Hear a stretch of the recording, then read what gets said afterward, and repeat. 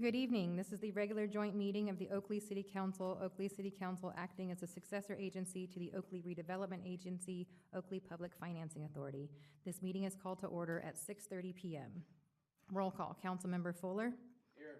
Councilmember Meadows. Here. Councilmember Williams. Here. Vice Mayor Henderson. Here. And I am Mayor Shaw and present. Councilmember Meadows is going to lead us in the Pledge of Allegiance.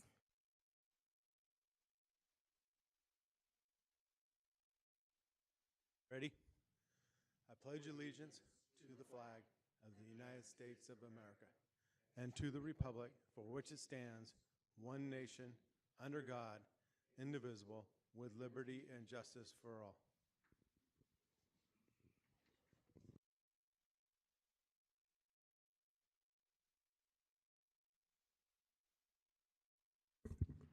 Item 1.3 is Cal Ed Award of Merit for the City of Oakley, Los Medanos College Community Education Oakley Entrepreneurial Workshop Program. Stephen Bader with Cal Ed Board of Directors, Juliet Casey, and Dave Wall with Los Medanos College.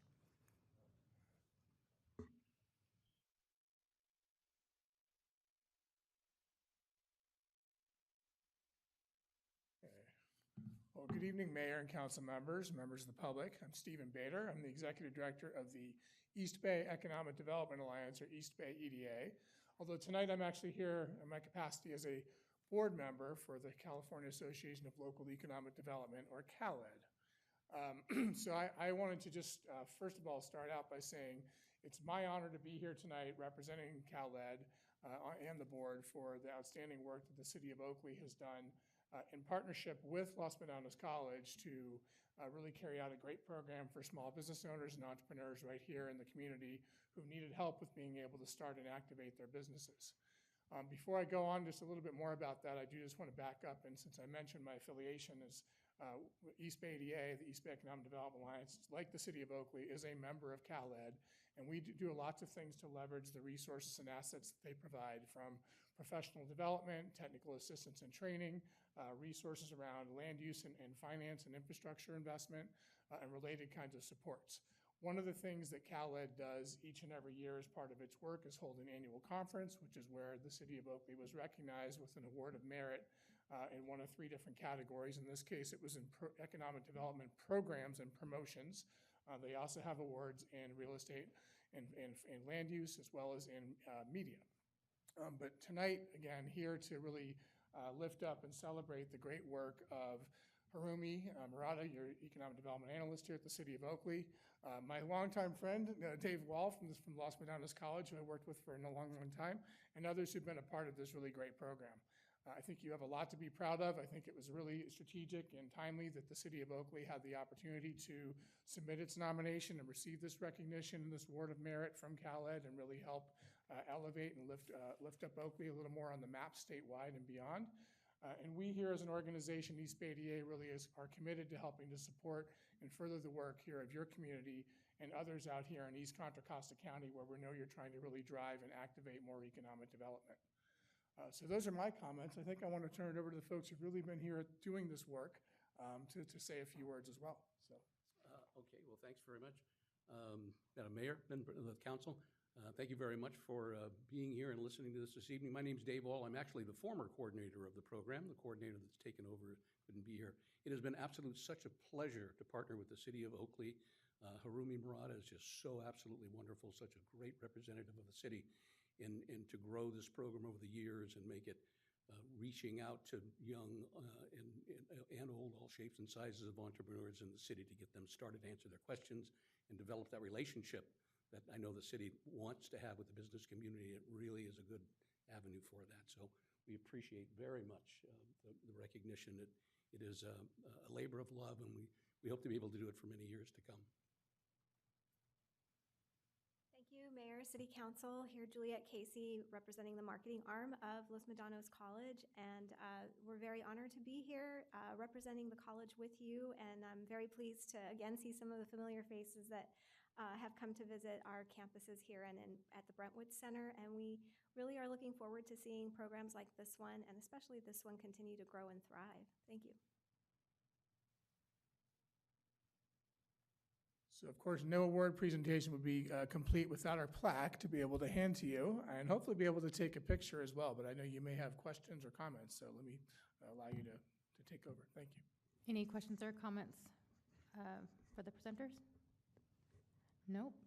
I do have one more after, if you guys are finished, before we do the photo. Sure. And that would be Peter Meyer from County Supervisor Diane Burgess's office. Great. Fantastic.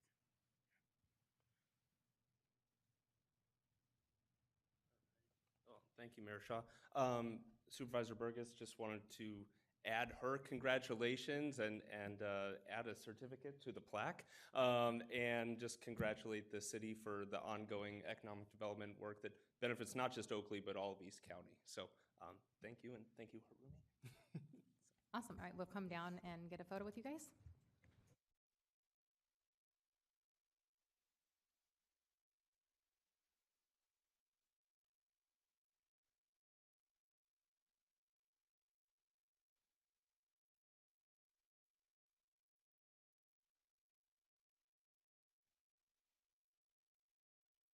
So how do we do this?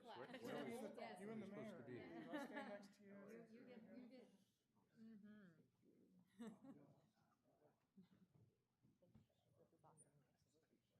Yes, yes, yes. Yep. All, come on, come on. To the left, to the left. We need to squeeze a little bit? Yeah. Come in together, okay, y'all got it. You come this way, squeeze this way, squeeze this way.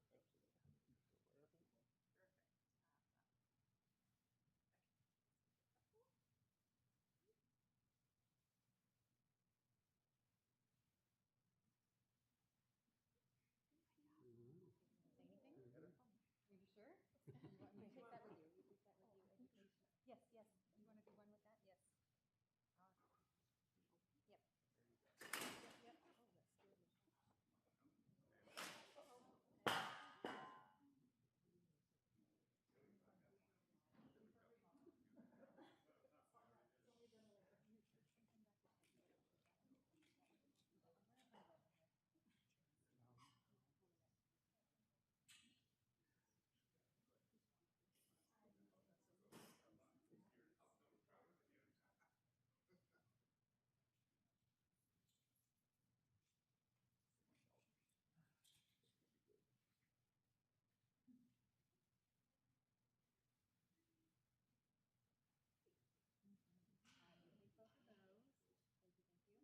Absolutely. Of course.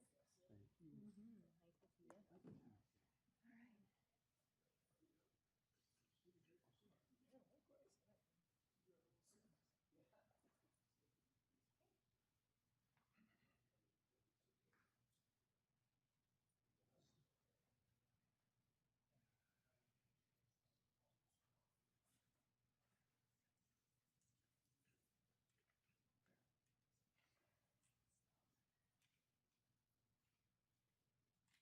All right, item 1.4 is a proclamation recognizing Parks and Recreation Month.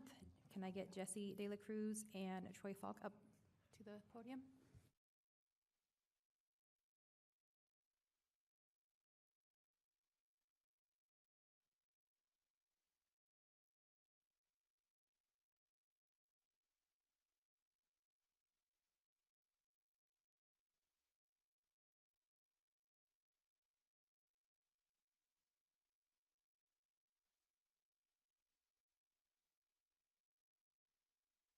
Whereas Parks and Recreation is an integral part of communities throughout this country, including Oakley, and whereas Parks and Recreation promotes health and wellness, improving the physical and mental health of people who live near parks, and whereas Parks and Recreation promotes time spent in nature, which positively impacts mental health by increasing cognitive performance and well-being, and alleviating illness such as depression, attention deficit disorders, and Alzheimer's.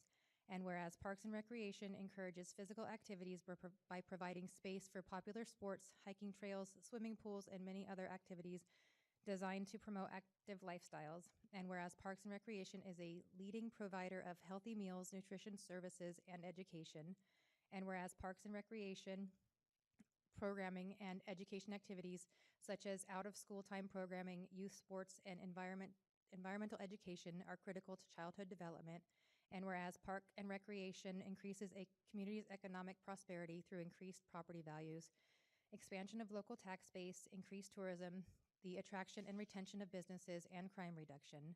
And whereas Parks and Recreation is fundamental to the environmental well-being of our community, and whereas Parks and Recreation is essential and adaptable infrastructure that makes our communities resilient in the face of natural disasters and climate change.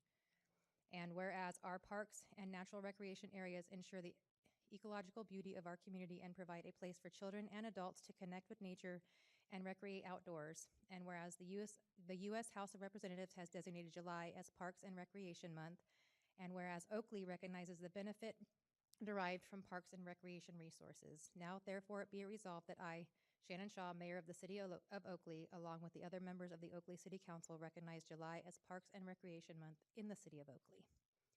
One for you. Same one for you. Thank you very much. Would you like to? Sure. Thank you. First off, I just want to thank the council for your guys' support. In the last year, we've been able to offer new programs like Day of Service and the Studio 55 senior programs, and not only your support, but also giving us the resources to make the programs as good as we can and really make an impact on the community. And then I just want to thank the community members and say it's an honor to serve you guys, and we're going to keep going, create new opportunities for folks to have fun. So thank you. Mayor Shaw, Vice Mayor Henderson, and council.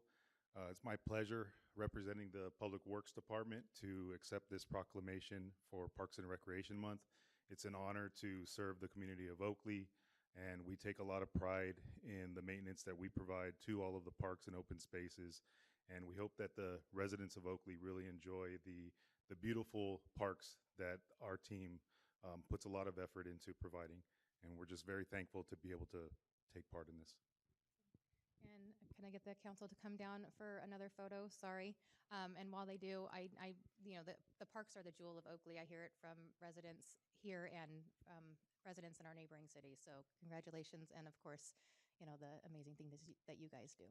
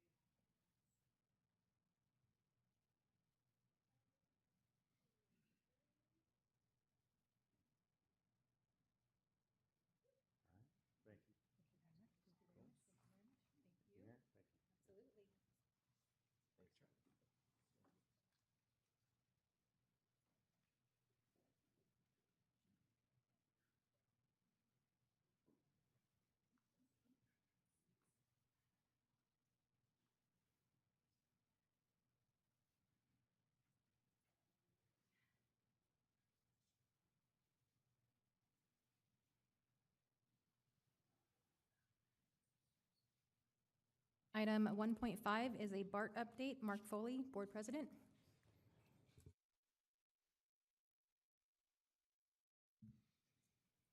Mayor Shaw, Vice Mayor Henderson, members of the City Council, good evening. I am Mark Foley, President of the BART Board and East County resident, here to give you a brief update about the status of BART. Let's see, bingo, works just like a charm. All right, so in September of 2023, BART launched our Safe and Clean plan to enhance our rider experience through safety, cleanliness, and additional service. Rolling that out included all new trains within our system that offer great new amenities. They are much quieter than the old trains. The air conditioning works wonderful. We actually added the third door for wheelchair and bike access as well. And digital screens to let folks know where they are in the system. And we've noticed that some of these investments are really bringing back ridership, specifically things like increasing our night and evening frequency on our train system, doubling the rate of our train cleaning where we do deep cleaning at the end of the line, and opening of restrooms and then adding elevator and restroom attendants to our stations. These investments obviously are paying off, as for our rider satisfaction survey that we just completed, we are at a 10-year high. And 80% of those surveyed say they would recommend BART to family and friends, as I would recommend to you. New fare gates. So part of our initiative was to bring new fare gates into the system. So modernizing the fare gates really improves the customer performance. They're taller, sturdier, and easier to maintain than the old 50-plus-year-old fare gates. They're also smart. So someone who's approaching it with a stroller or luggage, actually the fare gate will open and pause to allow someone to go through. So it's actually a more intelligent system than we used to have in the past. 40 of our 50 stations have been retrofitted with the new fare gates. All of Contra Costa has been completed, and the goal is to get the remaining 10 done in the next couple of months, so we're done by the end of the calendar year. And folks are also reporting that 32% fewer riders are seeing people fare evade with these new fare gates in place. We've also noticed an improvement in our system cleanliness because of the new fare gates as well. Oops, that's not what I wanted. Oops, there we go, right there, bingo.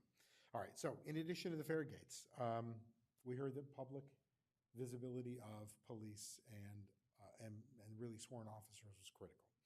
So as part of the Safe and Clean plan, BART followed a new deployment strategy that allowed us to keep riders safe, run trains on time, doubled the number of BART police officers on trains and in the stations. We've also increased the number of our crisis intervention specialists. And if you recall, those are the folks that go out when there's a welfare check as opposed to a sworn officer. Our transit ambassadors and fare inspectors who are all working to keep our riders safe. And then our data really is telling us that this is working. Crime is down 17%, has declined an additional 23% the first quarter of 2025 compared to 2024. So we know we're moving in the right direction. And I'll also say that this reduction in crime has reduced our delays in the system caused by police activity by 19%. So sometimes we need to stop a train due to police activity, that is down. So, many Bay Area employers, mine included, are in sectors with high remote work adoption, whether it's tech, finance, whatever it be. And we, as a community, have one of the lowest work rates for return to the office in the country. Because of that, we've noticed that folks are obviously not taking BART as often as they used to. But 76% of our old ridership pre-COVID are back in the system per clipper. So we're seeing 2/3 of our ridership back. They're just riding 2 or 3 days a week. So there is a change in how they work, and obviously that's impacted our budget and how we perform the work that we perform. Historically, we've really supported our operating expenses through our fare gate revenue and fare box recovery. And so for us, we need to figure out a way to transition to a more sustainable model. With work from home, our operating revenue is less than half of what we projected prior to the pandemic. And we're looking at, in fiscal year 27, a forecasting of around $275 million operating deficit annually, which obviously is not sustainable. And it isn't just BART, but the entire Bay Area really needs to look at a more sustainable funding model to serve us for the next 50 years. So, when people see a deficit, the first thing they ask is, why isn't BART living within its means? And what are we doing to manage our costs? So, the reality is, BART is one of the lowest operating costs per passenger mile of any peer transit agency, as you can see from the chart. We reduced a $35 million budget deficit in FY26, the year that we just started, through efficiencies in operations, cost savings, hiring freezes, low-cost energy rates. So we're doing what we can to try to self-help, if you will. Other revenue strategies, including fare revenue increases through inflation-based fare increases, which we do every year. We didn't take a holiday, so we actually raise our rates based on the cost of living slightly below the cost of living. That's how we model it, and we've been doing that. But unfortunately, costs without having those operational funds are growing greater than revenue. So, figuring out how we kind of thread this needle. Service cuts alone cannot solve our financial challenges. Only 40% of BART's operating costs scaled directly from our service levels. So during the pandemic, when we saw a 40% service reduction, that only reduced operating costs by 12%.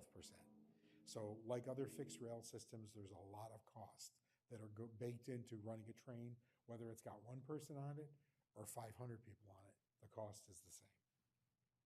Major service reductions also put our budget, put BART's close to the $300 million operating revenue at risk as people look to other ways to get to work if they're not taking BART. And you've all heard about the death spiral. If you reduce your service, you reduce your ridership, you reduce your revenue, and then it repeats. And so we don't want to get into that cycle. So what does it look like? What's the impact of a world without BART, if you will? So it will be pretty significant, especially in our neck of the woods in East County. For people that don't use BART, they should recognize, and we're going to try to educate folks as well, that really congestion relief comes from BART. Folks that are not on Highway 4 are taking BART to work, and that model works well, and we don't want to take riders off of BART, put them on Highway 4. So this graph kind of shows you a story about what it would look like without a BART. The orange shows your current conditions where people are spending time in congestion. The purple shows if 50% of BART riders started driving. And then the red area shows what would happen if 100% of BART riders shifted to driving. That equates to about an additional 19 hours in congestion weekly for riders coming out of the East County area. That's pretty significant. Having to leave for work an hour early, get home an hour later is significant on work-life balance. And just in general, the transit network as a whole would be severely impacted. BART is a part of 87% of all transfers between transit operators. So our folks at Tri-Delta Transit and County Connection would be greatly impacted because 80% of their riders are our riders. And ultimately, 47% of the BART riders reported household incomes of less than $75,000, or a third of the the regional household income. They are dependent on BART to get to work, to get to school, to get to healthcare. And lastly, I would like to talk to you about Senate Bill 63. Obviously, we cannot cut our way out of this particular shortness of ridership that we're all experiencing. Work from home is here to stay. And I think we have to know that that's the new normal, and what do we do to adapt? Part of it is some of the operational efficiency we talked about. Part of it will be changing our service model, but part of this is looking for a way to support our operational expenses going forward. So on April 10th, the BART Board of Directors took a support position on Senate Bill 63, and that bill essentially allows a regional ballot measure to be placed on the 2026 ballot, so November of 2026, and it would authorize a 10 to 15-year sales tax increase. It would be a ½ cent for most of the BART counties, and it allows up to 1% for San Francisco because they have some other funding challenges for transit. And then it really would fund transit operations and rider-focused improvements throughout the systems. And so not only has the BART Board adopted this, other city councils around the Bay have reached out to support this resolution in support of SB 63, and I would be happy to work with your staff if you'd also like to support SB 63. And with that, I will say thank you for your time, and I'm happy to answer any questions. Any questions from council? Councilmember Williams? I did warn you. I warned you. You did when I saw you, you did. So, you gave a couple different statistics that I thought were interesting. About 47% of BART riders making under 75K. So what are we doing, BART, doing? BART has changed dramatically. I encourage everybody who has not been on BART recently to go on BART. There has been a dramatic change, but I had to take it to go to a meeting in the city, and it's $8 each way for me coming out from here. And you've said before that the yellow line is the most active line. So for me to go commute 5 days a week, which it sounds like 47% of the riders that depend on BART probably have to, because if they're making under 75K, I don't think they've got work from home positions. Probably not. So what are you doing to drive awareness, drive increase we need to get other people to subsidize it, right? Because $16 a day, making 75K, that's a tough commute. So, like I know Tri-Delta, we, throughout the summer, do everybody rides free. Like, what sort of programs are happening to entice people to test out BART again? Because I think it's got a negative perception that it's got to get through, right? Sure. No, we have a PR problem. I've known that since I got elected. Three responses to that. The first is we rolled out a program about a year and a half ago called Bay Pass. It's actually an employee-sponsored program where the employer can purchase basically a month-long all-you-can-ride transit pass for their employees. UCSF was one of the first organizations to adopt that. So we should look, and we do, at large entities, agencies, cities that would have a large group of employees commuting in and offering the Bay Pass, because that allows them to go from Tri-Delta to BART to AC Transit for free, and they can ride it 7 days a week, 24 hours a day throughout the system. So it isn't just getting folks in to work, but it's also nights and weekends, which we want to increase ridership for other non-work activity. So that's one way we're trying to really increase ridership is through the Bay Pass program. The second is that historically we offered discounts for seniors, students, disabled riders. We also rolled out a means-based fare program, which actually reduces our cost by 50% for folks that are under, I think it's 200% of the poverty line. So folks that would normally ride BART actually get it for half off. So we're trying, and that was, again, something brand new that we rolled out to try to encourage folks to ride it, not from some other category they might fit in, but from an economic perspective. And I would say that the last thing that we're looking for is really fare integration and seamless fare between agencies, and that is dependent on Clipper 2.0. And so we're hoping that the MTC, the Metropolitan Transportation Commission, gets that moving as quickly as possible so that you can see a discounted fare if you take multiple modes in a day for the average rider, not someone who's qualifying for some other discount. And for us, I think that's key to getting folks into the system for seamless rides. The other piece I would mention related to that as well is tourism. You have folks coming in who arrive in SFO or Oakland, and they want to take public transit to their hotel or wherever they're going. The ability to tap and pay.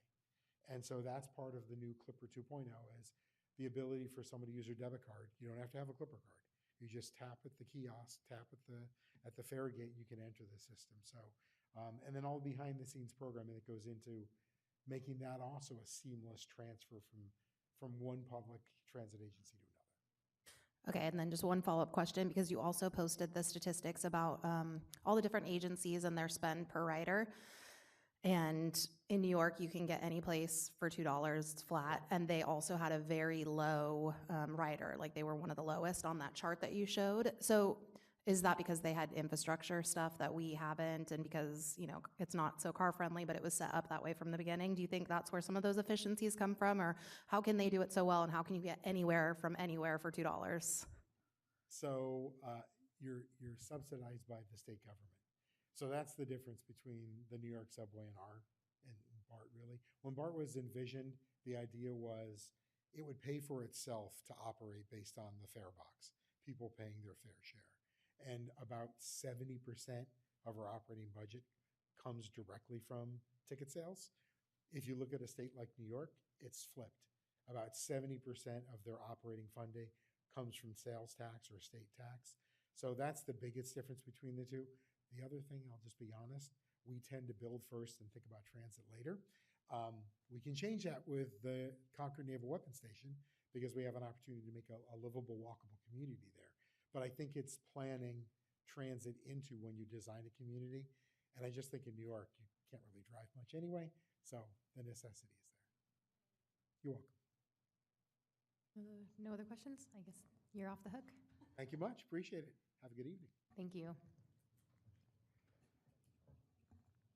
Item 1.6 is the train platform update. Nathan Alstra, San Joaquin Regional Rail Commission.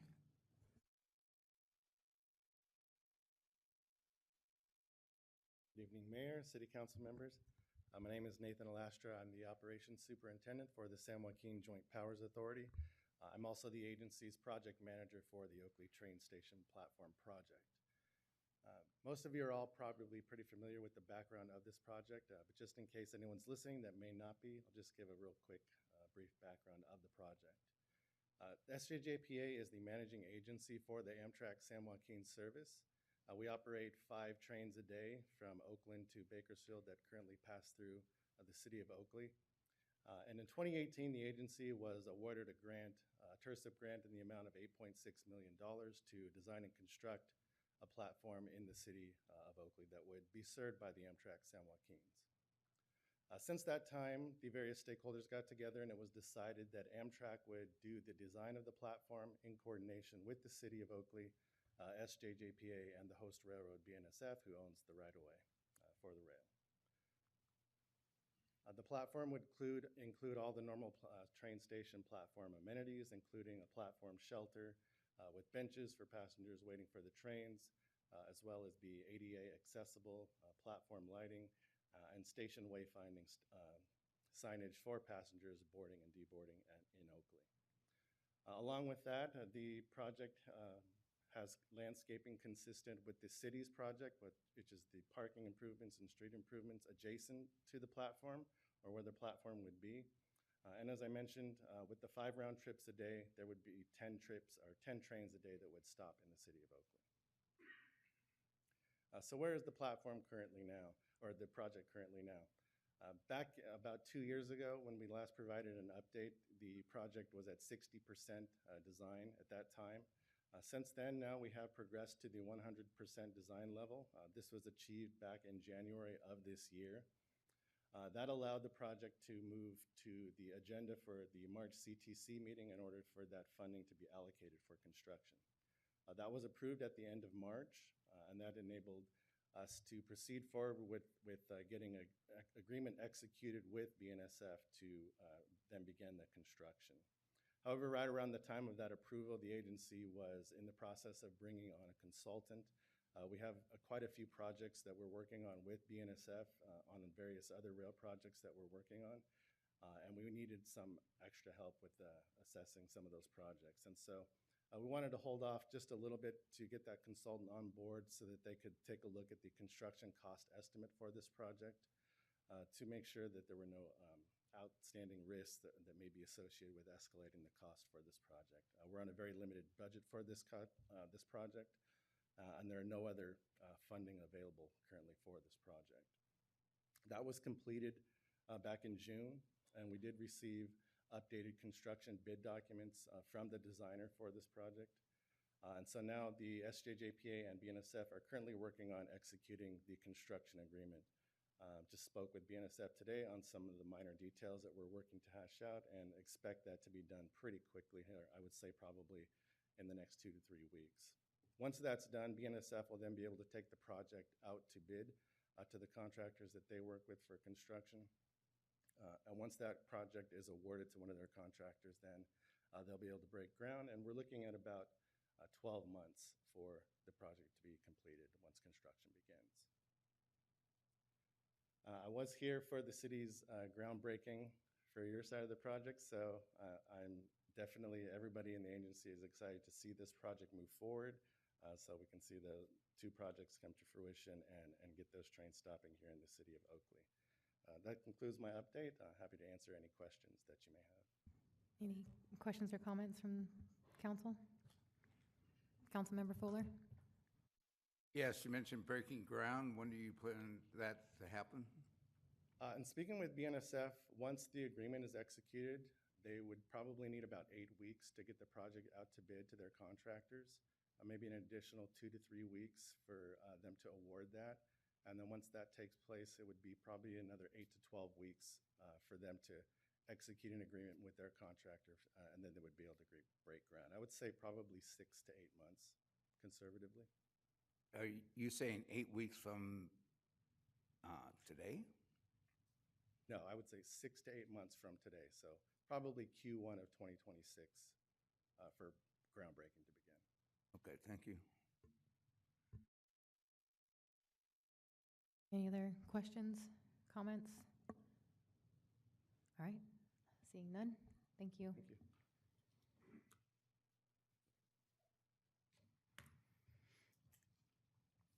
Item 2 is public comments. At this time, publics will be heard for items not on the agenda.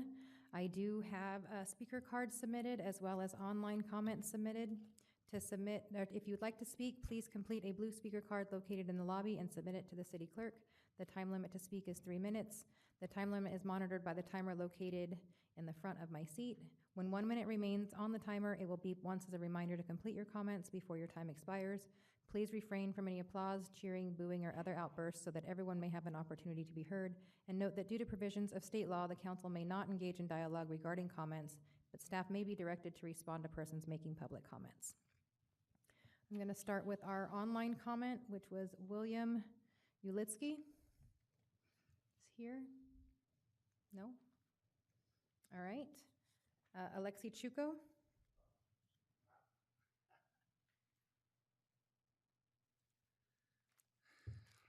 Good evening, Mayor Shaw, council members. I heard there's a birthday happening tonight, and looks like Councilmember Fuller already beat me to it and got you the flowers first, you know. So please accept this bouquet from. That was you? Yes. Oh my God! Come on, George still has something for you, I'm sure, later on. So happy birthday! Big congratulations from Oakley Chamber of Commerce. We have a card for you as well, so I'll have maybe Kim to pass it to you.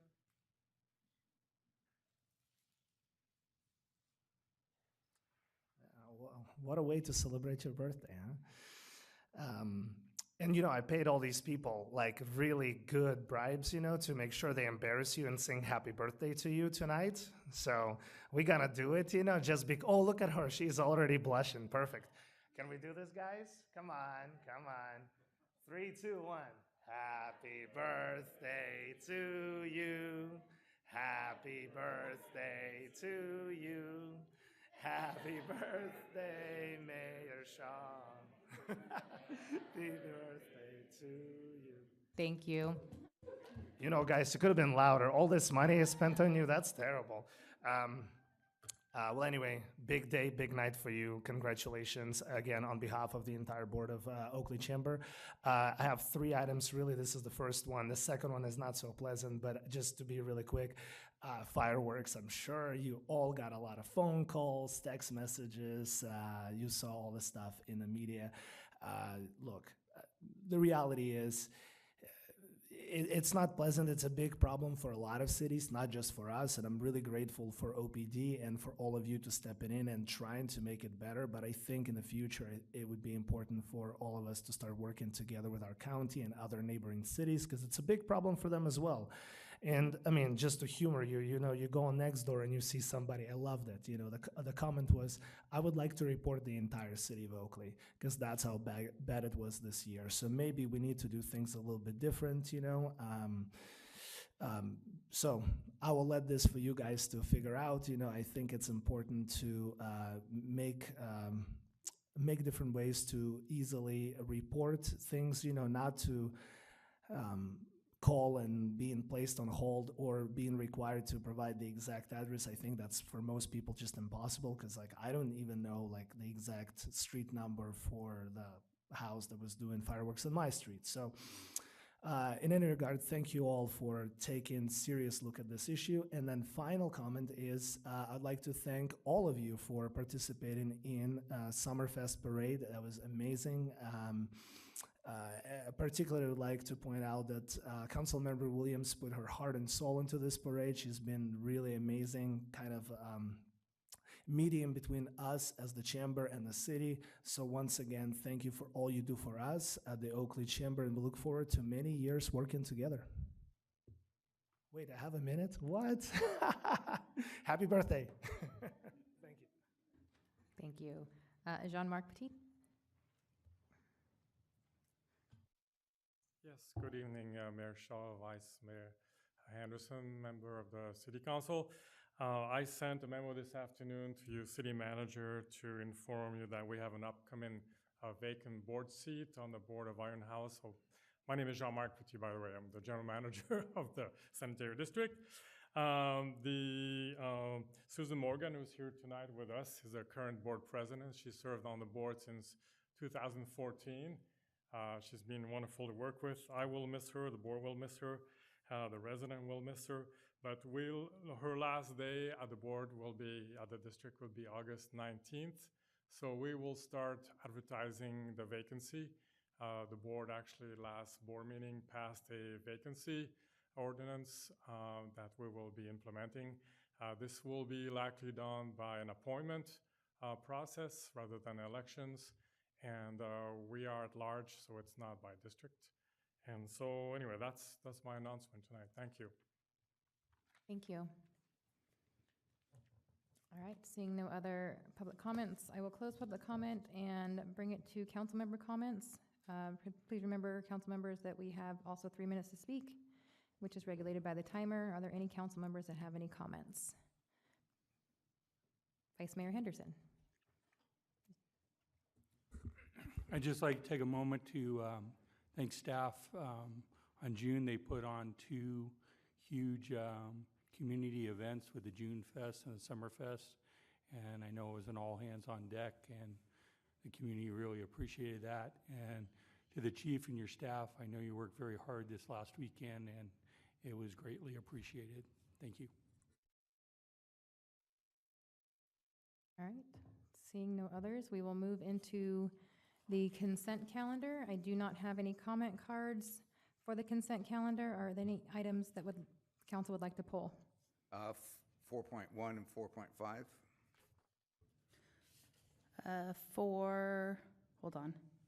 Hold on, now I lost it.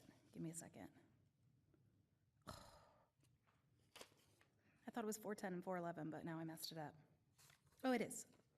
410, 411, please. And then I'll move the remainder. Second.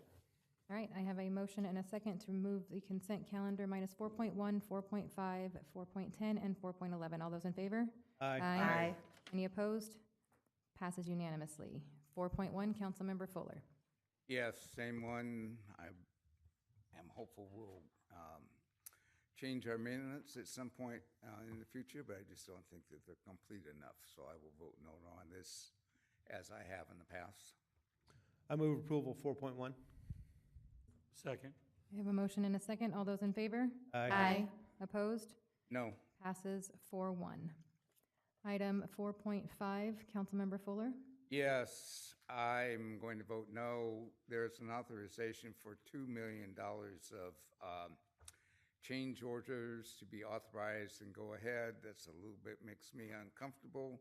If the engineering department or the city manager wants to get approved change orders, that they ought to come to the dais, and $2 million is a lot of change orders. So I will vote no.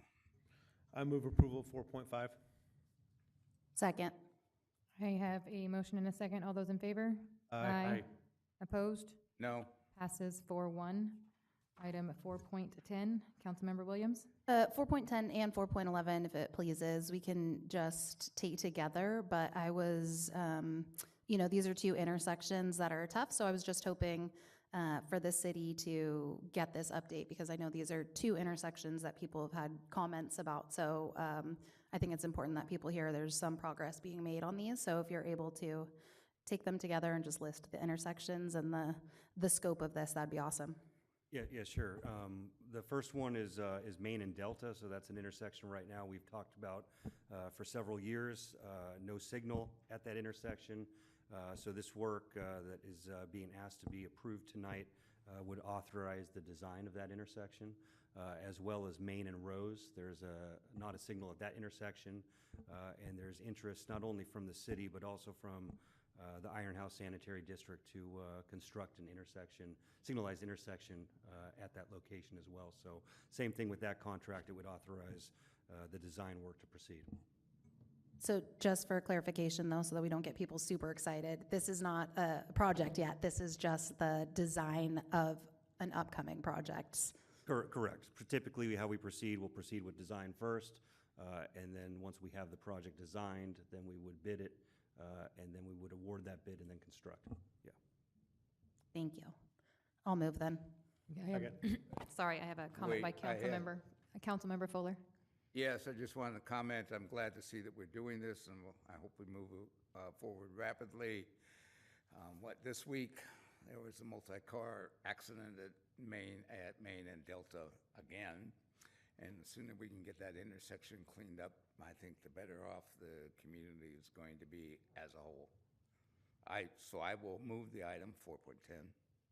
Are we moving them together or separately? Yeah, I asked for them to be moved together. That was what my 410 and motion was. 411? 410 and 411, yep. Second. All right, I have a motion to move both 4.10 and 4.11. All those in favor? Aye. Aye. Any opposed? Passes unanimously.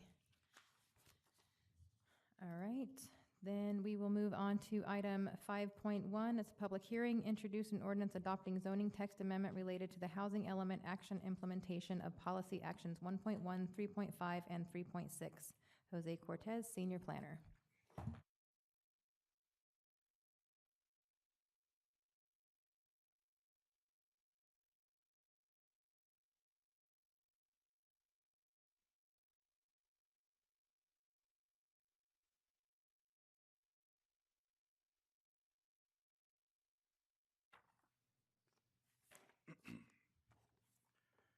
Thank you.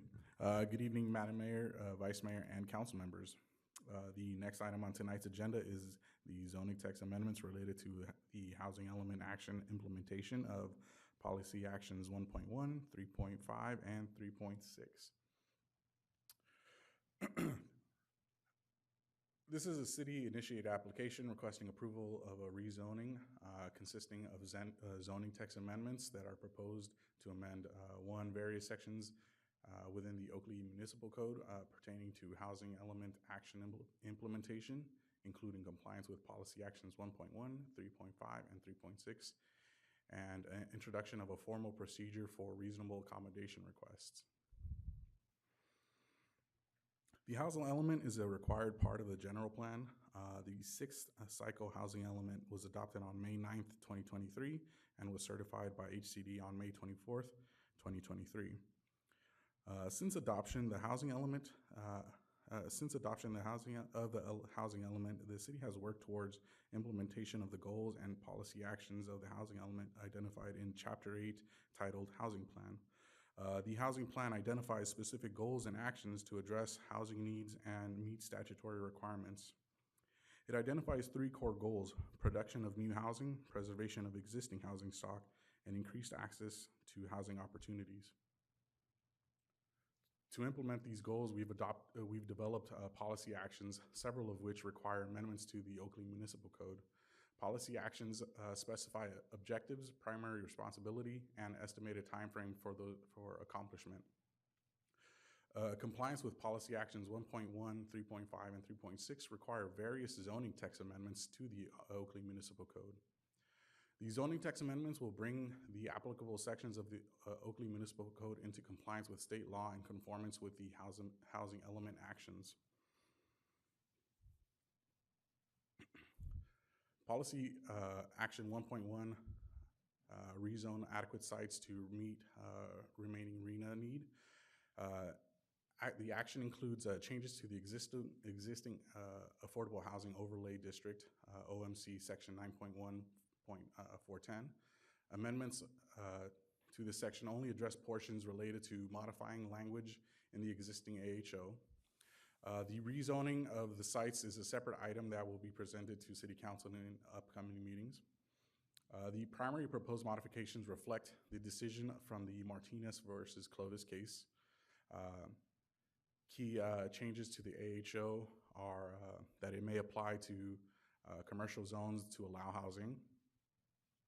AHO use will be limited to less than 50% of the total RENA need for affordable units. It will have a new density range of 20 to 30 dwelling units per acre. Previously, it was fixed at 24 dwelling units per acre. Other updates include simplified language we removed outdated provisions and clarified affordability requirements. For policy action 3.5, reasonable accommodation procedures, the housing element requires that the Oakley Municipal Code establish a process for reasonable accommodations. This would be a new section in the Oakley Municipal Code, which would be 9.1.1614, which would establish a formal process for requesting reasonable accommodations to zoning and land use regulations. Key features include a streamlined application process with a 45-day decision window, no fees for filing a request, a clear appeal process, and support for individuals needing assistance. The amendment aligns with Oakley's regulations. The amendment aligns Oakley with regulations with federal and state fair housing laws. For policy action 3.6, zoning amendments for special needs housing, it requires a broader set of updates to support special needs housing and bring the Oakley Municipal Code into compliance with multiple state housing laws. Key changes include transitional and supportive housing is now allowed in the AL zoning district. Low barrier navigation centers will be allowed by right in mixed use and commercial zones. Emergency shelter parking is now based on the number of employees. Supportive housing projects, 100% affordable, are allowed by right in residential and commercial zones. Residential care facilities of 6 or more people are now permitted in all residential zones. Manufactured homes on permanent foundations will be allowed, similar to other single-family dwellings. And we have added an inclusive definition of family to align with fair housing laws. The proposed ordinance is exempt from the California Environmental Quality Act pursuant to CEQA Guidelines Section 15061B3, the common sense exemption. The proposed ordinances would only establish and clarify administrative processes and would not facilitate construction or other groundbreaking activities. There's no potential to result in either a direct or physical change to the environment or reasonably foreseeable indirect physical changes to the environment. As such, staff recommends the City Council waive the first reading and introduce the ordinances amending the Oakley Municipal Code pursuant to policy actions 1.1, 3.5, and 3.6, and finding that the actions are exempt from CEQA. Thank you. Right. Do we have any questions for staff? Councilmember Fuller? Yes, on 3.5, you allow for people to come in and the zoning for reasonable accommodations for disabled. I have one question is we say it has to be a disabled person. I'm wondering, so a parent comes in and I have a 12-year-old, then this accommodation I think ought to be there. Or there's a group of parents that get together and actually roam throughout the zoning areas and say, well, we think this ought to be, and we have disabled children. Or there's an adult that's challenged as far as writing or speech. Can they have a representative? In other words, we're saying, oh, only a disabled person can do it, but yet there's many, many instances with a disabled person where the representative would need to do it, and what they're saying is, well, you can't do that. We don't have any language in there that says you can do it. It just says you have to be a disabled person. Right. The reasonable accommodation process that we have is similar to what other cities have, where we're allowing for a process to not circumvent, but kind of bend some land use regulations to allow for things like a lift, a ramp. So it's not necessarily just a disabled person that would have to come in and apply it. It could just be someone who needs those reasonable accommodations. Well, the thing is, okay, yes, I can think of many reasonable accommodations in the zoning area for many reasons. The situation is we are insisting it be only a disabled person that steps forward. We don't say a disabled person or their representative. We just say a disabled person. So at that point, we again, a 5-year-old is disabled. They want to put zoning reasonable accommodations in it, but it doesn't say that. It just says, well, it has to be a disabled person. So I don't know, maybe Mr. Cole can help us, but it seems like we added or the representative was in there. Hi there. I've had the luxury, Ken Strelo, Community Development Director, of researching this while the question came up. The ordinance does allow an individual with a disability, his or her representative, or a developer, or provider of housing for an individual with a disability to make the request. It is in the proposed I'm not ordinance. hearing you. The ordinance as proposed does allow either the person with the disability or his or her representative or a developer that is representing the individual to make the request. So what you're requesting is already in the proposed ordinance as presented to the council. Which section? Because when I read 3.5, says by a disabled person. It's in section D1 of the proposed ordinance. D1. What section? 3.5 D1 or? Yeah, 3.5, attachment 5 to your staff report. Under section 3, which is the language for the actual proposed ordinance, it would be in part D1. Okay. One other is 100%, if you have, can be affordable housing if there's a low barrier navigation areas within it, I think 25% or 50%, that at that point they can build 100% affordable housing in the area? I believe you may be getting two different sections confused. The Low Barrier Navigation Center is one, and I think you're looking at supportive housing developments, which has that 100% affordable section that you're talking about. Where do these low barrier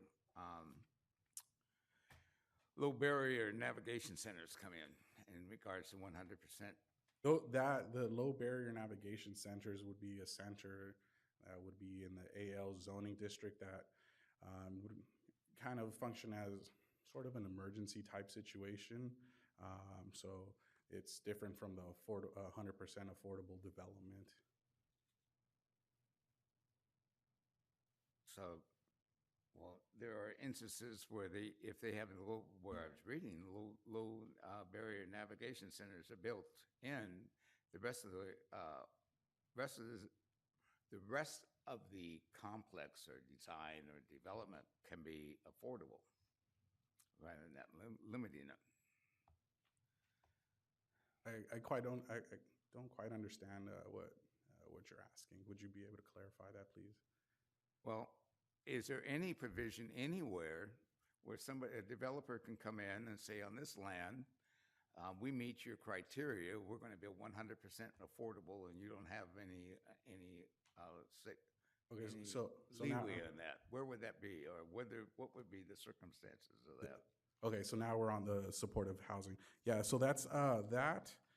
I don't have all the ordinance here in front of me. But the policy action 3.6 requires that the Oakley Municipal Code allow for approval of 100% affordable developments that include a percentage of supportive housing units. So I think that's what you're talking about. So a developer would have to come to the city and propose, a 100% affordable project that also has a supportive housing component. So this section would allow for the developer to do that without the conditional use permit. Well, let's just say we had no intent for that to be 100% affordable. I'm thinking of the southeast area where we have people talking, well, we ought to build large complexes of affordable housing because there's land. Can a developer just say, well, we say we don't want that?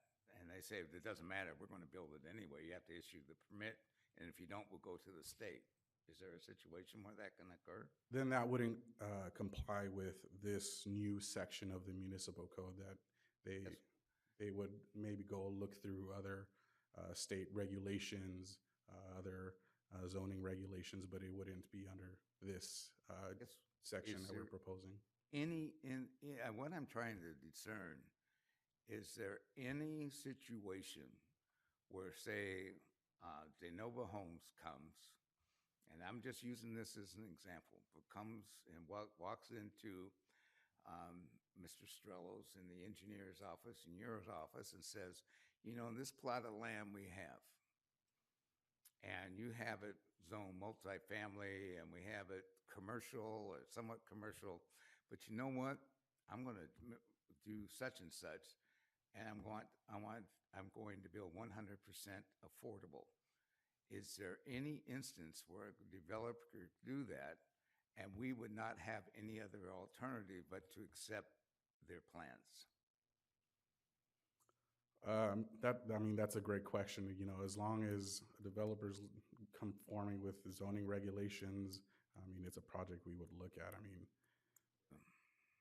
Yeah, one thing to add, with the caveat, and it sounds like what you're asking is a project that does not otherwise comply with the general plan or zoning ordinance, would there be a situation? The main time we would see that be a possibility is when the builder's remedy is active. Right now, we have a certified housing element, not the case. If we fail to get these zoning text amendments done in a timely manner, or the upcoming rezoning isn't done by January 31st of next year, we could be opened up for that builder's remedy type application again. That would be the main time we would see something come in that otherwise would not comply with zoning and general plan and be able to be built, whether it be 100% affordable, 50% affordable, or whatever other requirement the builder's remedy has. So that's the main concern with trying to get everything updated on time, is to avoid those situations. Okay, thank you. Councilmember Williams? I mean, I can wait. Councilmember Meadows seems like he had something and I can follow. All right, Councilmember Meadows. I'm looking at the staff report under policy action 3.6. Zoning amendments for special needs housing. Policy action 3.6 is written as follows. Allow for approval of 100% affordable developments that include a percentage of supportive housing units, either 25% or 12 units, whichever is greater, without a conditional use permit or other discretionary review in all zoning districts where multifamily and mixed-use developments are permitted. So in mixed-use zoning and multifamily zoning, he's right. Right? Unless I'm reading it wrong, but I don't think so. Right. No, you're reading that section correct. For supportive housing developments, that is the case. I was speaking more of just regular housing, not something that would fall into the supportive housing ordinance. But you're interpreting that perfectly correct, and that is correct. So it's affordable housing, but that affordable housing has to have a component of supportive housing units within. If there was 100 units, 25 of them need to be supportive housing units. Yeah, so this is another new section that we need to add to the code, the supportive housing. It may have similarities to other affordable housing, but it shouldn't be mistaken as just any affordable housing development. Thank you. Councilmember. Thank you, Councilmember Williams. You're welcome. Councilmember Williams. Okay. I mean, my question was along the same lines. I think it's important to note, just because, obviously we need varied type of housing, right? We need this special needs housing. I'd also like to pause and have you define, because it doesn't seem to be anywhere in this staff report, the definition of maybe I missed it. Sorry, it might be in there, but I think it's important for the public to know what the definition of special, that whole section, because it's dealing with a bunch of different things throughout that section. Crap, are you about to say it's right here? No, so So we do have words and phrases defined in the ordinance. For example, 100% affordable housing development is defined as a residential development project in which all dwelling units are reserved for occupancy by low-income households as defined by the California Health and Safety Code, Section 579.5. And then similarly, supportive housing unit is defined as a unit within a 100% affordable housing development that is specifically designated for individuals with special needs, included but not limited to people experiencing homelessness, individuals with disabilities, or those needing assistance with daily living. So a lot of the definitions that the ordinances have do defer to state code sections just because they are always evolving and always changing. Perfect. Okay, so the one thing that I think is important to call out is that these are not subject to a CUP. We cannot limit saturation or anything. The reason I'm bringing that up is because there's a lot of legislation right now coming out of Orange County where they have a ton of supportive housing and it's taking over like whole blocks. And now they're writing legislation because the neighbors were fine with 1 or 2 or 3, but as they've started coming, if you had bought your home thinking your next door neighbor was going to be a family, and it's some sort of supportive housing. So the whole point of that is I just wanted to point out that it's a state requirement. It's not something that we're choosing like, hey, we want to do this. We would love if whole blocks are taken up by something, right? I mean, this is a state requirement. That's why we can't put language in with the CUP. It's why we can't limit saturation, because this is something that the state is imposing, basically. Like, what is the consequence of us not adopting this, I guess is the easier way to say that. Correct. So yes, we are trying to comply with state regulations, and just to mirror what Director Streeler mentioned earlier, not adopting these regulations, not coming into conformance with our housing element, would open us back up to those builders remedies projects, and would open us up back to further enforcement by HCD. So that's what we're trying to accomplish here, is meeting these deadlines to come into conformance. All right, at this time, I'm going to open the public hearing. I do not have any speaker cards or see anyone rushing up here to speak, so I will close the public hearing and bring it back to the council for deliberation, if there is any further. Councilmember Meadows.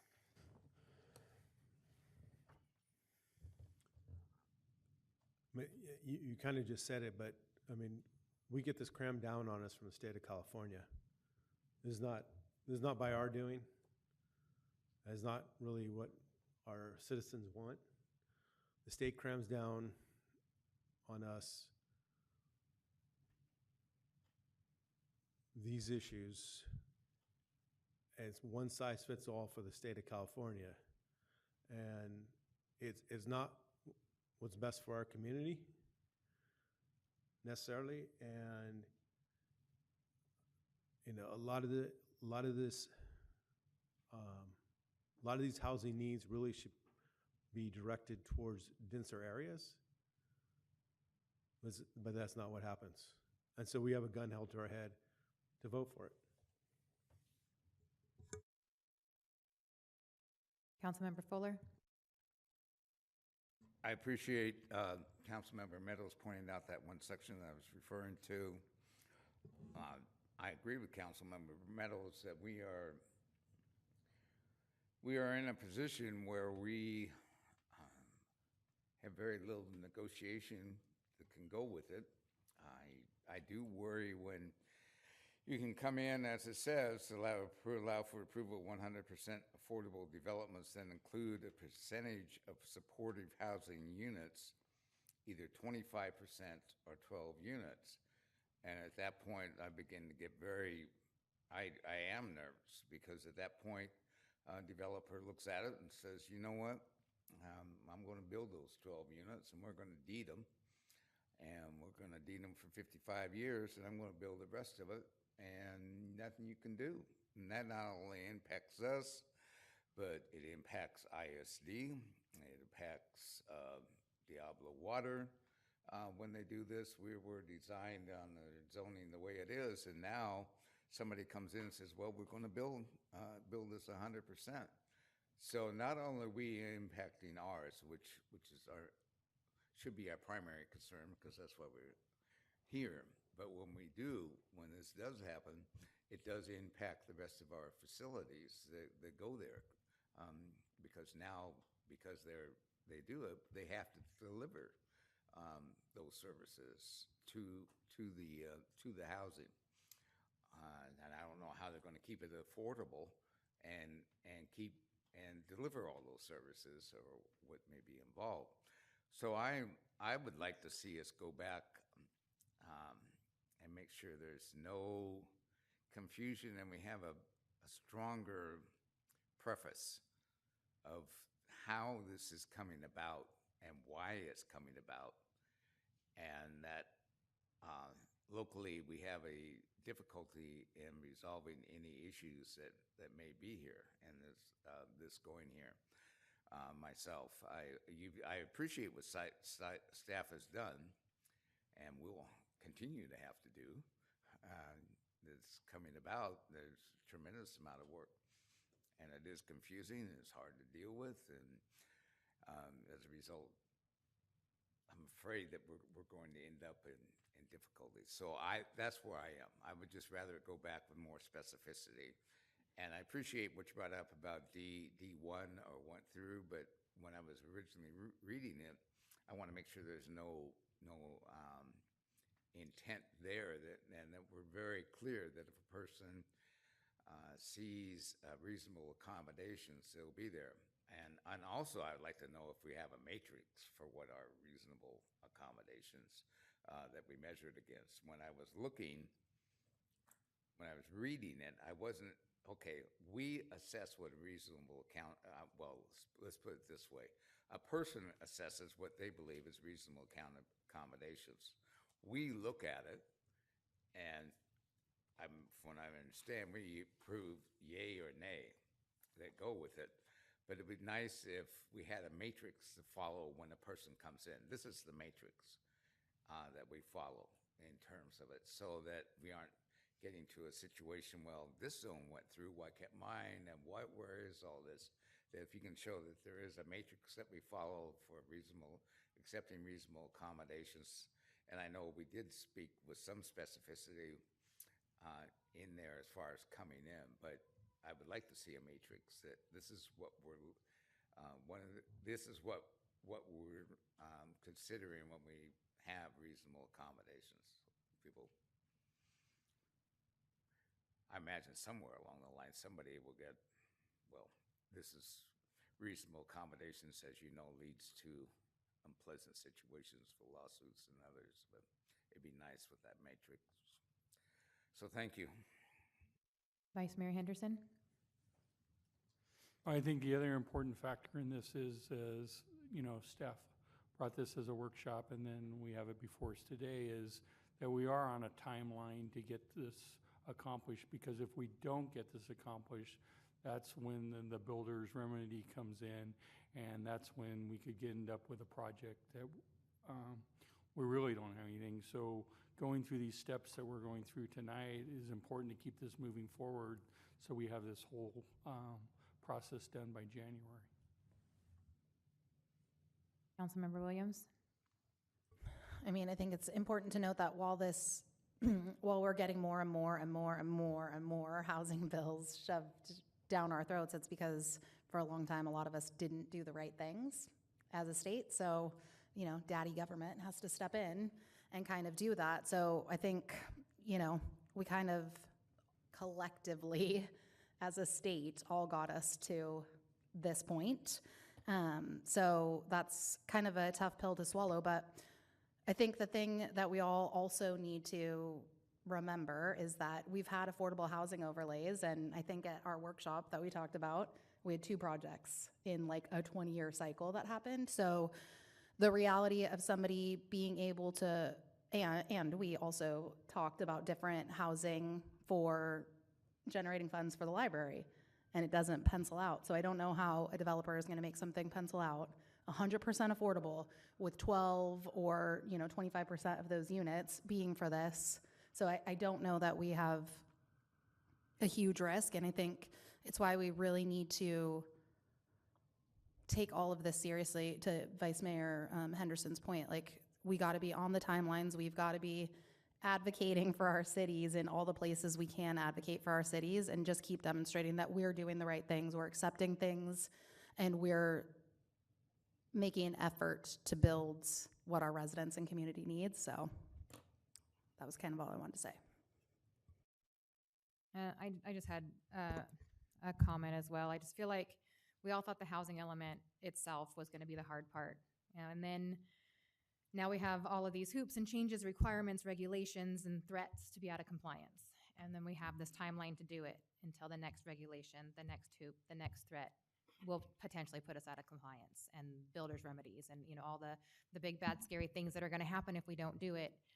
And Oakley's building, but developers aren't coming necessarily with the affordable. That's not our fault. I mean, we can provide the space, we can show them the land, and then we just have to hope that they do it.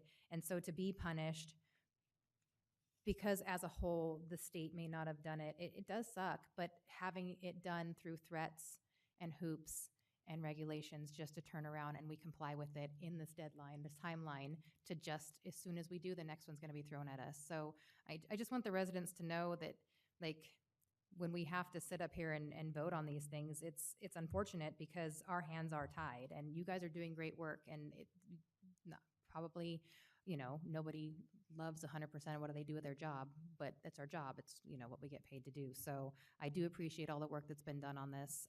It was very thorough. It's unfortunate that it's here, but I just wanted to make my comments as well. And with that, would anyone like to make a motion to introduce the ordinance? I mean, I'll very begrudgingly introduce the ordinance because we have to. So I will make the motion. Do I have a second? Oh, can I do it as a sweeping? Do I have to do each separate?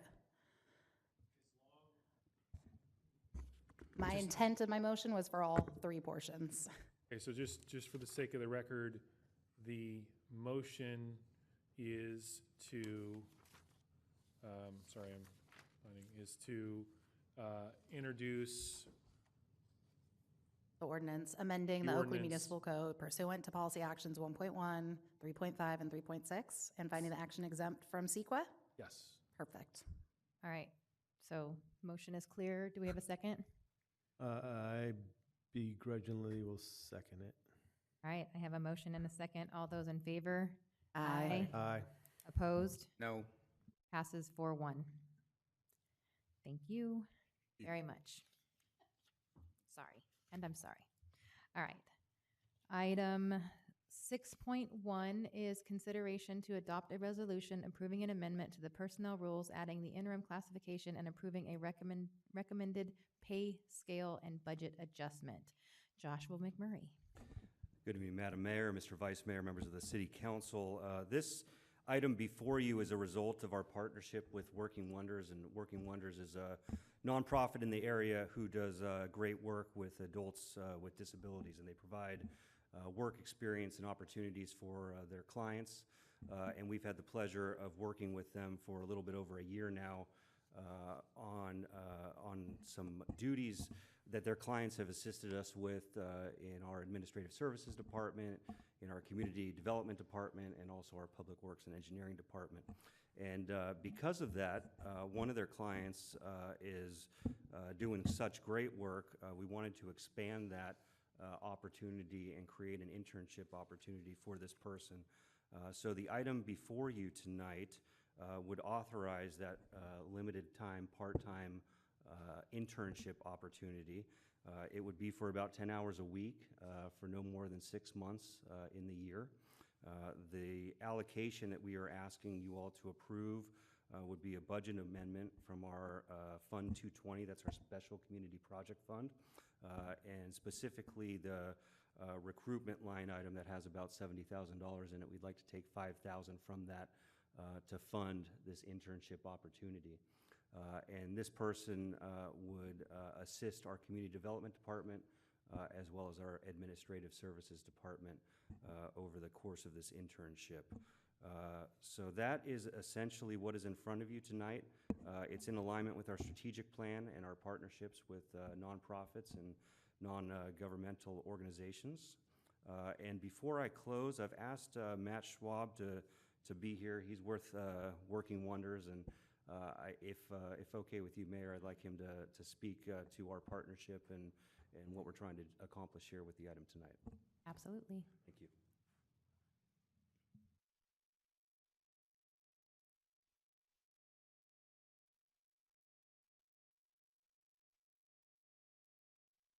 Well, thank you for having me here today, Mayor Shaw and the council and Josh. Yeah, we have a program that we've had for about a year now with the city, and we're really proud of it. We do inside work and outside work with Working Wonders. We're sort of a dynamic nonprofit, East County. We draw from Oakley, Discovery Bay, Brentwood, Antioch. So we're all over East County, and we have a really engaging program where we do a lot of activities in the community, a lot of exercise, health and fitness. We emphasize work, developing work school skills and career opportunities, and the arts. So we do a lot of things. We've really expanded out here in Oakley, so we're really proud of that. We work across the street at the big parking lot. We clean that up on a bi-weekly basis. We go out with a small group of 2 or 3 with our claws and our buckets, and we proudly clean it all up and try to make it shine for the community. He mentioned Evan. Evan's a great young man who we're very proud of him. He's one of the superstars in our program. He has a degree from Cal State East Bay in business administration. So he has a lot of talents, and he's done really good job with the city and the various departments. One thing you need to know is this program here that we do in Oakley is benefiting the clients in terms of helping set them up for careers in other places. They take the skills they learn here and the confidence that they gained from the work here and bring it out into their lives and land other jobs. We just had a young man named Jose, who's one of our stars out here in Oakley, just land a job with Shadow Lakes Golf Club, and he helps set up for weddings and parties and things for their event center. We have another one who's going to be hired at Golf Balling, which is a new business here in town, and he's going to work twice a week there. So as you can see, a lot of the things are spinning off some of these community programs that we're doing. We have a great board. One of our board members is Steve Amaro, who's the principal at Freedom High School. We also have another board member whose son is the basketball coach at Freedom High School. So we're very proud of our program, and we're proud of the work that we're doing both inside and outside here in Oakley. So thanks for this opportunity for Evan, and that's it. So we're glad to be here, and we're happy to keep growing and creating opportunities for our amazing clients. Thank you, and for everything that you do. Any questions, Councilmember Williams? I don't really have a question. Well, I was first. She called Councilmember Williams. I mean, I obviously love this program. I think it was Josh and I who sat down with you a year and a half ago to bring it here. So I would love for us to expand this as much as possible, right? Like, I got to see the great work you guys were doing in Brentwood, and that's why I was really happy about setting up that meeting and having you here. So I think whatever opportunities we can find to more ingrain your nonprofit into our community, I think we'll all be better off. And I do love that all these different opportunities are coming. So I hope we can find more room. I would love for this to be a budget ask that comes up often, because I think we're doing the right thing and we're rewarding the correct sort of work that's happening. Like, I see how hard your team all works, and I think it's amazing. So I really, really appreciate this coming to us. I am obviously in support of it, but I know other people have comments, so. I asked if you had questions. Councilmember Fuller. There was a question. Yes, I didn't have a question so much as I wore my Syracuse shirt here that I got at a conference at the Tashoff School for Inclusive Education, Higher Education at Syracuse University, which this is fitting within. They've done work there. They run the Inclusive University also in Syracuse, but I'm saying that because this has begun nationwide. There's Sam Habib at the University of New Hampshire. If you ever have a chance to look at one of his movies with Samuel Habib, I would highly suggest it. The latest one is The Road Ahead, where it's facilitating independent living with individuals with learning situations, and I think it's great. And I think this goes further. I think that promoting independent living, promoting the opportunity to be in the community, to have an opportunity to make a contribution and receive a stipend from that contribution, I think is very important for a person in there. So I wanted to acknowledge all that you're continuing to do here in Oakley. Thank you. That's great. Thank you very much. Yeah, we talk about independent and interdependent. So learning how to be independent as a person and be more self-sustaining in all your life, but also interdependent, being able to get along with others and interact as a group with our program and in the group in the greater community. So. All right. I do not have any public speaker cards for this item, and I don't see anyone turning them in, so I will close the public comment and bring it back to the council for any discussion and a motion. I'll move. Well, if I may, I had questions of staff. That's what I was asking, if there were questions of staff before. No, I have questions of staff. I thought you were talking about questions with Mr. Schwab. Got it. All right, so we'll leave it up for deliberation. If you have questions, go ahead, and now's the time. Pardon me? Now is the time then. Okay, thank you. It's way it's written in one. We're requiring, when we go through it, when I was reading it, in fact, it's on page 2, that qualifications, that we have knowledge and ability to require to enter the job or learn in a short period of time.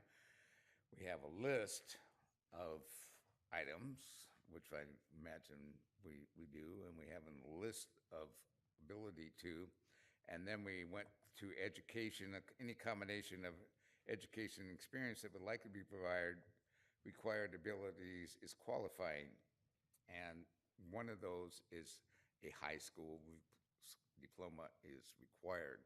And that one shook me up a little bit because many individuals within the secondary education system, they go through, they spend 4 years in high school, but they receive a certificate or other form of acknowledgement for the years they've done and the program completed, which does not necessarily, unfortunately, mean that they're going to get a diploma. So I'm wondering if we want to put a high school education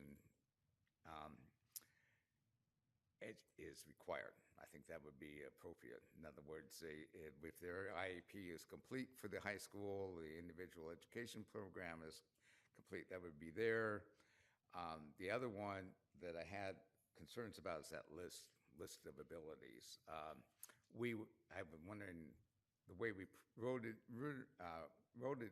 in there is we need to know those. Well, I would like to see if we can change that wording to we intend to work with the individual, and we do have a section in there for disabilities, but we intend to work with the individual so they are qualified to do these things, or do these duties later, so that we're going more into a development of the individual, not requiring them to just come in. I have one more question too. Who gets the check? I mean, is the check made out to the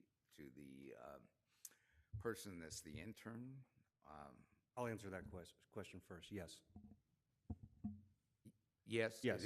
And for the job description, we're not asking the council to approve the job description. We provided that for the benefit for you to see it.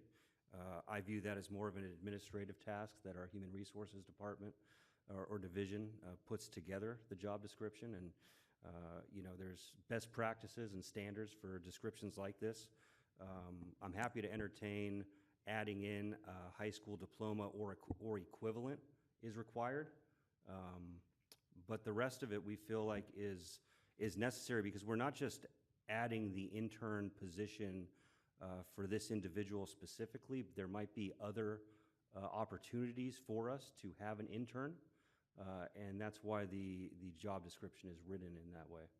Okay, well, I appreciate the salary and the payment.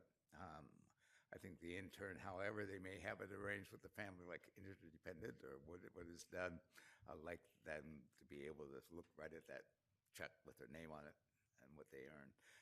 But thank you. But I think high school or the equivalent, I think, would be appropriate if you could in that. If you would, please.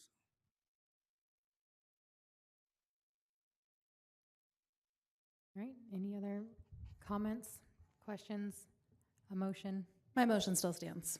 All right, I have a motion. Do I have a second? Second. 3 seconds. I have a motion and a second. All those in favor say aye. Aye. Any opposed? Passes unanimously. Thank you very much. Item 7.1, City Manager's Report. Well, with it being Parks and Recreation Month, we got a couple great events coming up. Just wanted to highlight, we got Movie on Main Street coming up on July 26th, and we'll be playing Kung Fu Panda for the community. And then, not this month, but early next month, August 9th, we do have our annual fishing derby. That is from 8 a.m. to 11 a.m. at the Oakley Antioch Pier. And I have provided the June business license update for you all.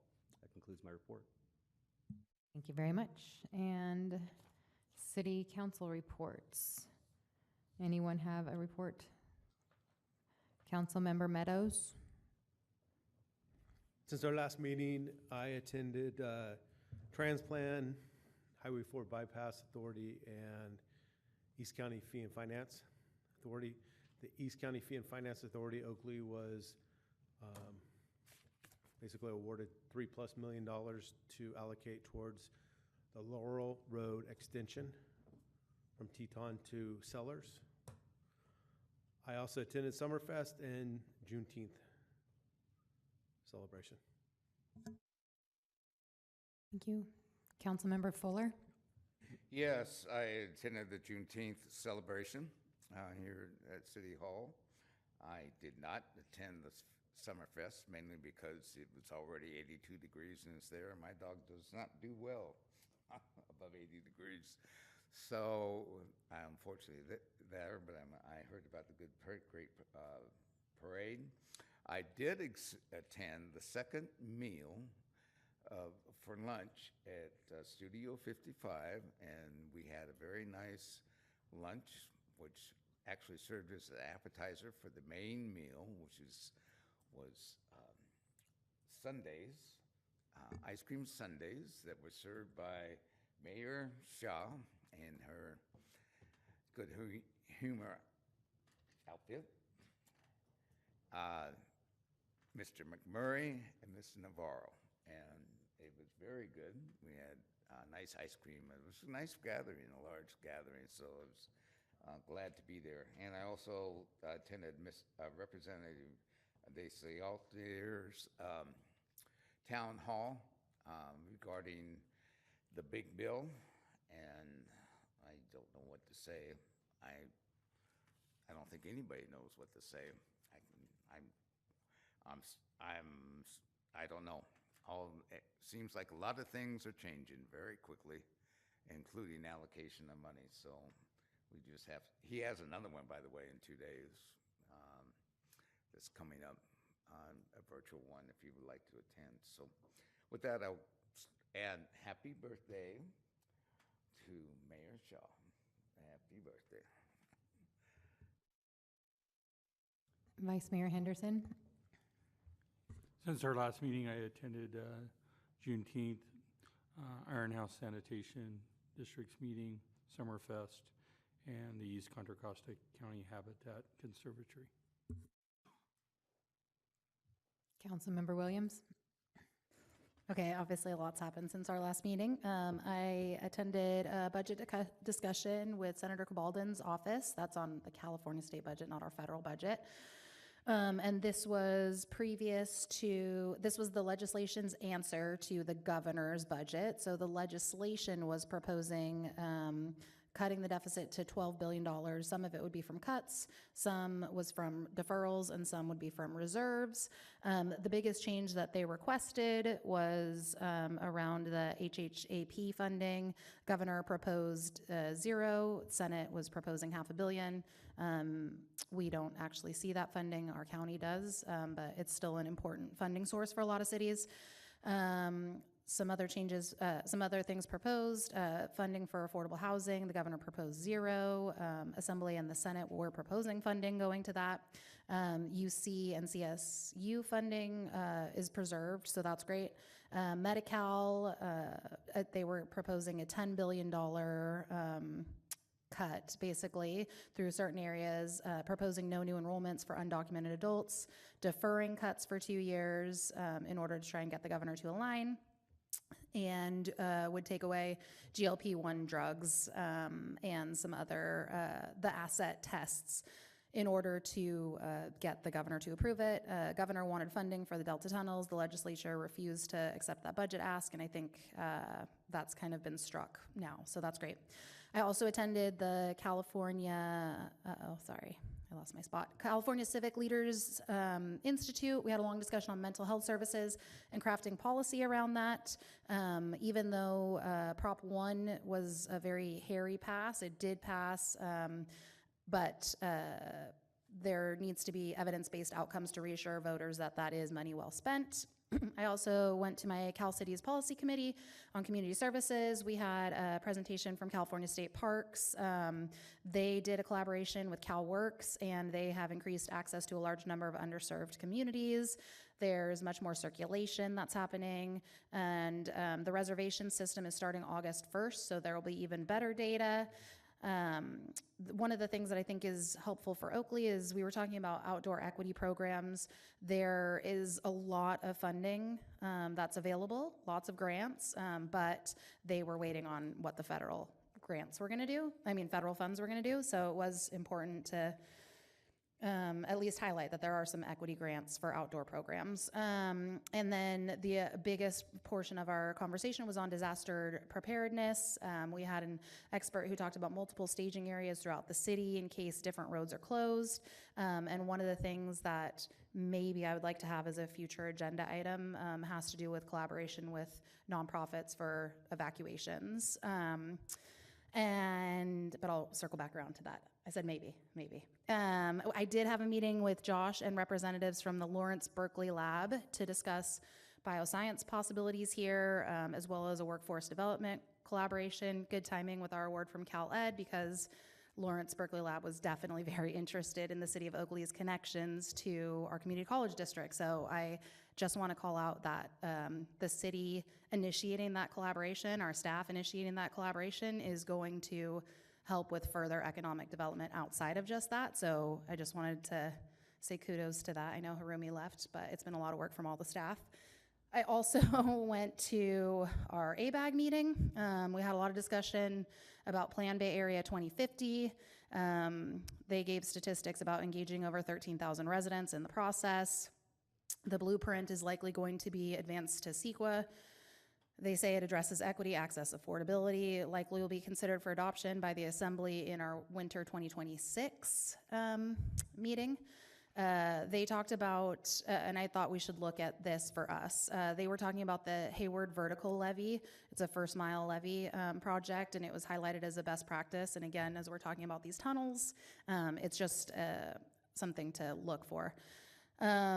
Dues increased this year 3%. It's less than a previous year's 10%. They are still trying to monetize the ownership interest that they have in 375 Beale Street.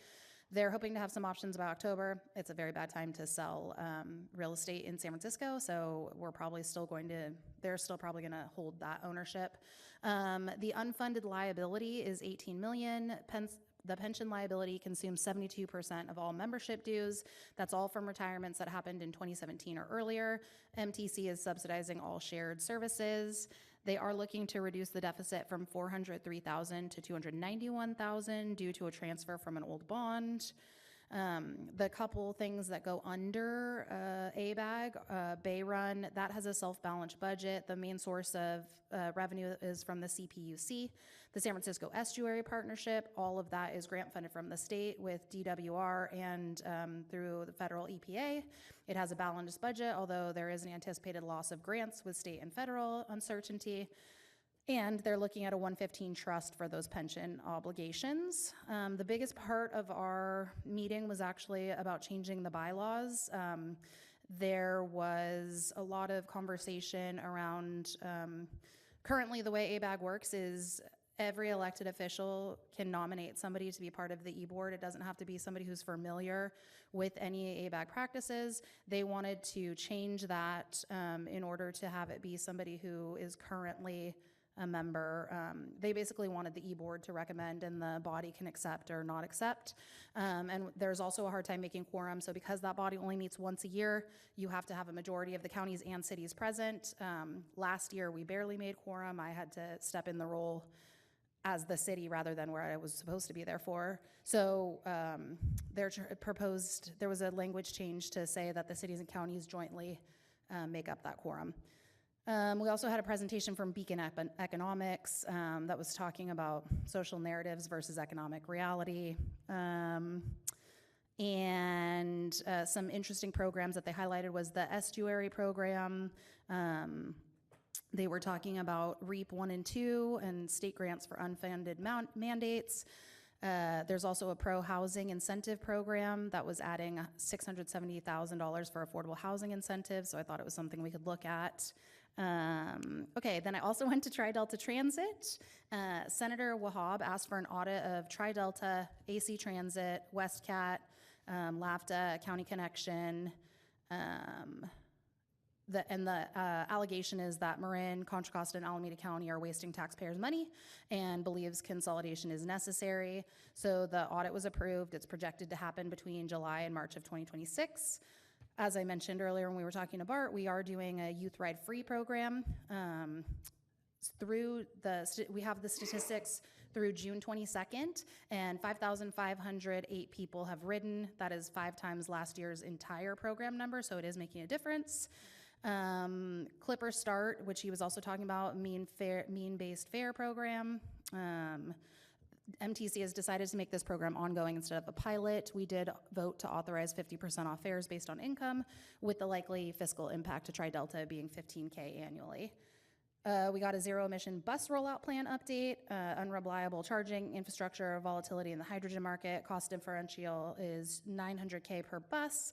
So if we purchase 25 diesel buses in 25-26, we'll save an estimated $7.2 million, and the buses will have a 12-year lifespan. We did vote to approve as we're struggling with having bus manufacturers that are meeting our needs. We did elect Tony Orlemans from Brentwood and Dion Adams from Pittsburgh as the new chair and vice chair. Summerfest Parade, an event that was awesome. I wanted to thank the staff and the Oakley Chamber of Commerce. It was months and months and months of planning. Our police did a great job. I think it was a really good event, and the Chamber's got great ideas of how they're going to make it even better. I had a meeting with Assemblymember Lori Wilson and Tri-Delta Transit because we are trying to negotiate a pilot program for school busing. So you and I have to talk about some things that we can potentially leverage. So we met, she's very supportive, so our next step is to work with introductions to the school district. I got to deliver an award to DBAT Oakley, and I got a behind-the-scenes tour. I think that is something that's going to be really awesome to our community. I think it's going to be really exciting, and I believe they have a new date of the 27th as they're open. Some other award winners from the Oakley, the Summerfest Parade. Happy Trails received an award, Delta Diablo 4-H, Fancy Farriage by Horse and Carriage, Oakley Youth Soccer Club, Steps Fitness and Dance, Santa Albert and the Curling Family, Split Second Response, and the American Legion Post 202. And I'm done. All right. Since our last meeting, I had an assembly prep meeting with, oh gosh, who was it for? For SB 74, I was asked to come provide testimony at the assembly in support of SB 74, which is a potential funding gap bill to help cities with infrastructure funding gaps. It would provide 20% grant funding to cities that have shovel-ready projects. At the last minute, it got put on the consent, so I did not have to go down to Sacramento, but they are posting on social media some of the support that that we are doing, I am doing, and then also Cal Cities. After that, I hopped on to that budget call with Senator Cabalden's office. I went to the Oakley Fireworks Forum that night, and then the Oakley Chamber Mixer after that. On the 12th, I had the Cal Cities Policy Committee meeting. We just had updates. I'm on the Public Safety Policy Committee, and we had updates on the budget, wildfires, information from our insurance commissioner, as well as information on funding for Prop 36. On the 14th, I spent the morning spreading bark at the community garden at Creekside Park. Went over to the beer aisle for their 1-year anniversary party, and then the Oakley Juneteenth event. On the 16th, we had a report out for the policy committee to the rest of the East Bay Division. On the 19th, I went over to the Brentwood Juneteenth event. The 25th, also Tri-Delta Transit. On the 26th was our City Pack Cornhole event in San Ramon. Antioch took first place, Walnut Creek took second place. It was a pretty good event. It was the first time we did cornhole instead of bocce, and I think that that's gonna be the way we do it moving forward. Summerfest parade, Summerfest event, and then beer and wine with Rotary. So a very long day at Summerfest, very overheated. Such a great event. I want to thank the staff and everyone that puts that on. And on the 2nd, I was serving ice cream to the residents at, the Oakley residents that are a part of Studio 55. So that was fun to be a part of. Thank you for allowing me to put whipped cream on everybody's ice cream. And I did want to, Councilmember Fuller, you had said that it was the second lunch. It was the second lunch of the full 4 days a week though, right? Because we have been doing the lunches for quite a while. So I heard that and it sparked my little brain. So yes, and that is all I have. So we will go on to 7.2B, which is future agenda item requests. Do we have anyone requesting a future agenda item? Councilmember Meadows. So I'd like to have us look at the rental inspection ordinance, specifically when it's triggered that the property has to register as a rental. As it's written right now, it says it needs to be registered when it's advertised as a rental. But just because it's advertised as a rental does not mean it's going to be a rental. It could be sold. People could decide not to rent it. So I think we need to make it updated to make it when it becomes a rental, that's when it's triggered. So I'd like to see us look at that. I can take a look at that too.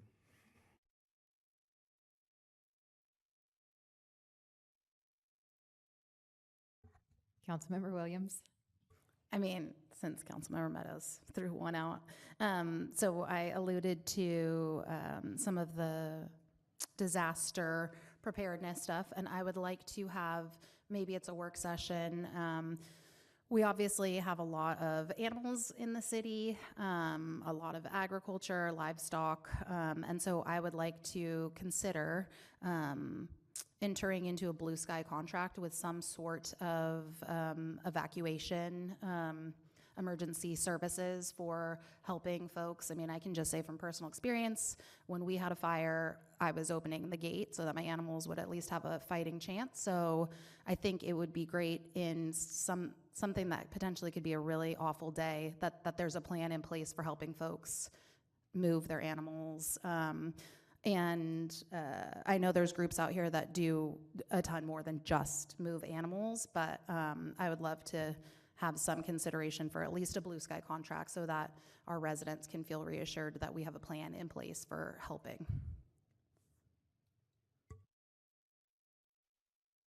Not knowing exactly what a blue sky contract is, I'm interested in learning about it. So I will agree to have that come forward of some sort of conversation to us.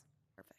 Blue sky just means we don't pay any money right away. It's just when they're used. Sorry, they were talking about it like it was common vernacular on our disaster preparedness, and now I've said it a couple times and people are like, what? And I'm like, it's just a contract that doesn't get triggered until there's actual need for it, so it's not an ongoing payment, basically.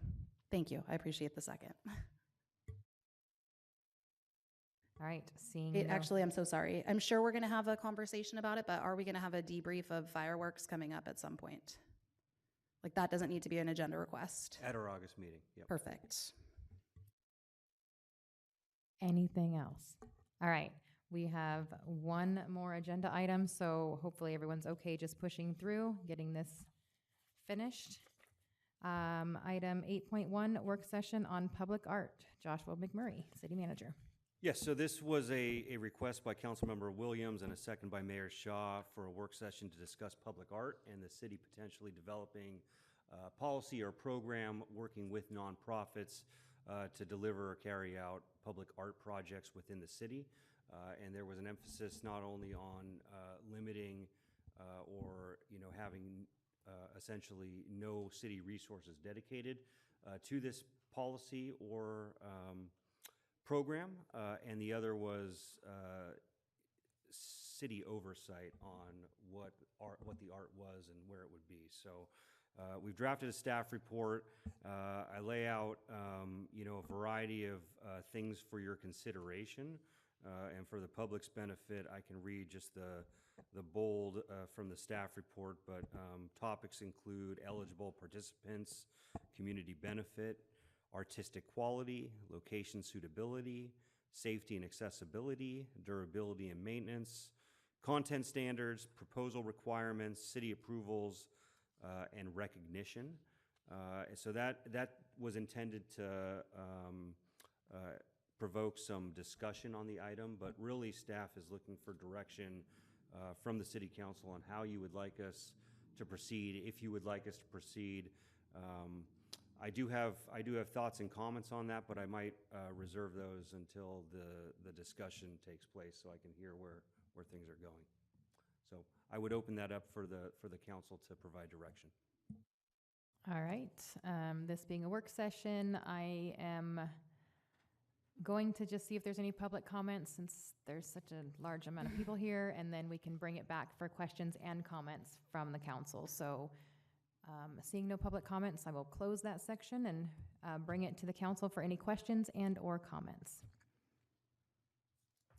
Councilmember Williams?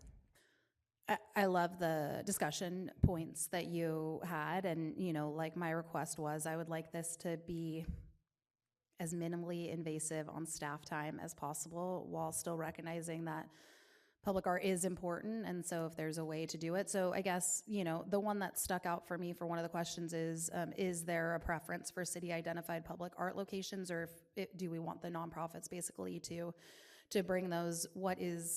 I think that would be, my personal preference is that the staff says, hey, this is where we think it makes sense, but it potentially could depend on the scope of it, right? Like what happens if, I'll just say, for example, multiple years ago when Brian Montgomery was still, one of the grants was for street art, basically. So I guess, would there be some flexibility? I think it's better if the city says, here's the places where it's most visible, here's the places where we feel like it could be, but then would there potentially be flexibility for if something like that came up, where we wanted to, highlight something? I think that grant had to do with street safety and all that stuff, and so we applied for it and didn't get it, but. I think that was, it was actually in an intersection. It was on asphalt. I think from my perspective, the city should develop areas where they want to see art. I don't think it should be a free-for-all, and that's part of my thoughts on this is, it's almost impossible to have something that it creates a program that is going to take little to no city resource, but also oversight of this, because I think it's really critical. Art is very subjective, art can take many different forms, right? And I think there's a lot of value to art in a community, and we've done some art in the past, and some have involved the public in terms of getting input on what they'd like to see.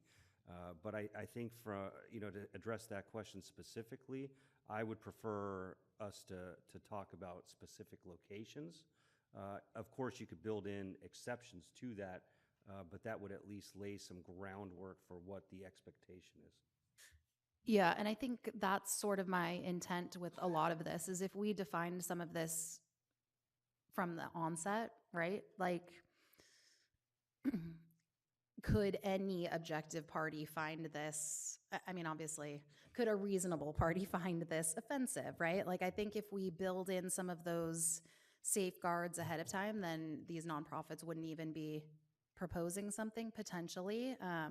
I do realize it's very unrealistic to say that there's going to be no staff time. I just don't want it to be a staff-intensive thing just to add, beauty to the community. But I do know, like, I get comments all the time from residents about, when are we going to do this beautification project, and when are we going to add something here? And so I think this is sort of like a happy medium. And if we have nonprofit partners, I think we have a very robust nonprofit network in Oakley. So if we have nonprofit partners who are willing to do the groundwork, they're willing to, get the grants, they're willing to do all that stuff. If we could have sort of a matrix of, hey, this is what we're going to look for before you even apply, then I think that will be helpful. So, and we may not get any applications, right? Just like we can do the affordable housing overlay, but not get any applications.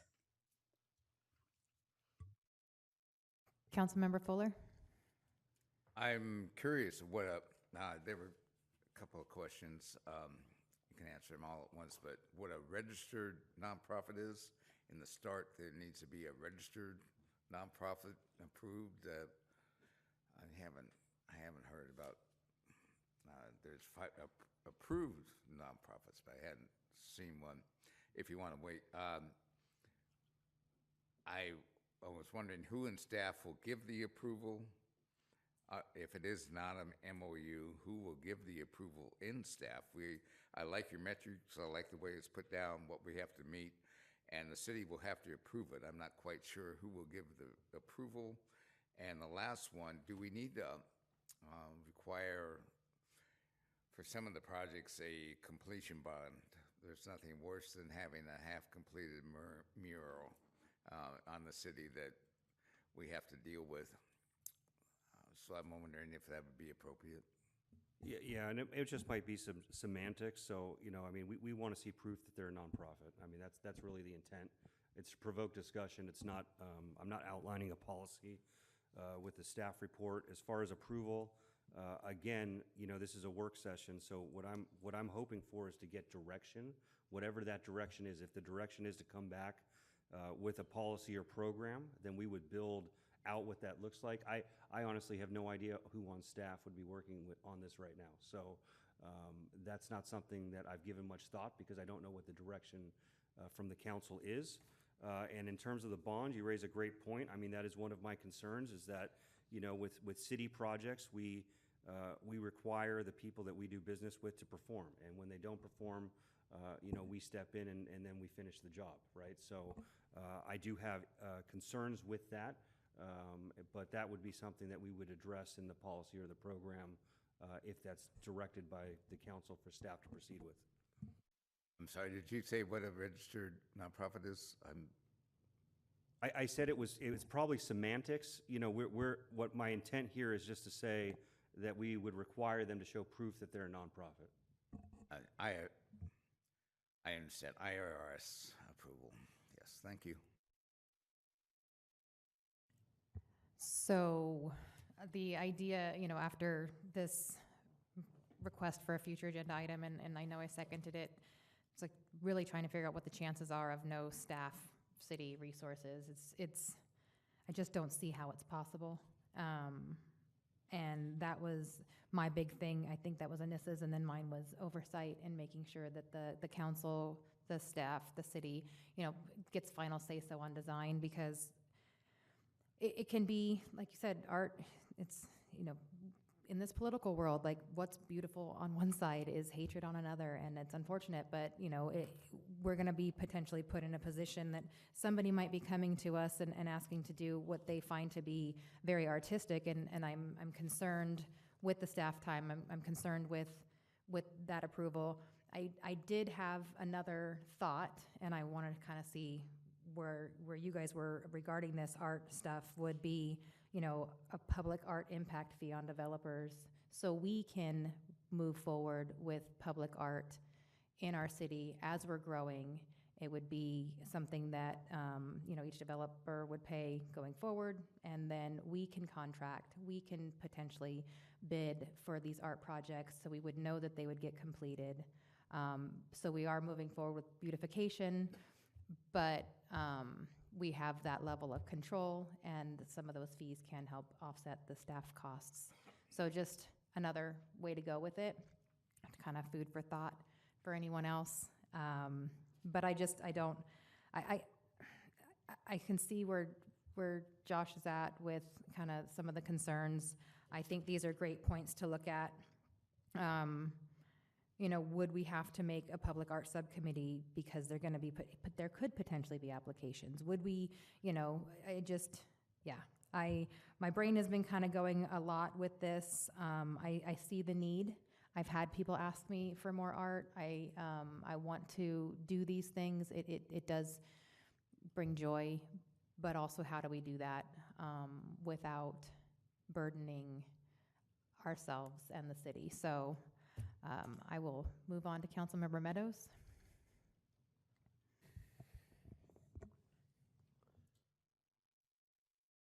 I'm okay with moving forward with public art, exploring the opportunities. I don't want to see a lot of staff time spent on it. I don't want to see a lot of money spent on it. We have projects that are very important that need to be built, like Cypress and Laurel and Signals, and to me that's number one. I would not favor a developer fee on commercial development. I want to incentivize commercial development, and so if it was on commercial development, I'd be opposed to it. I think probably overall it's a positive, and if within some of our public projects we can incorporate art like we did at 2nd Street in the middle of the road, I'm okay with that. Vice Mayor Henderson?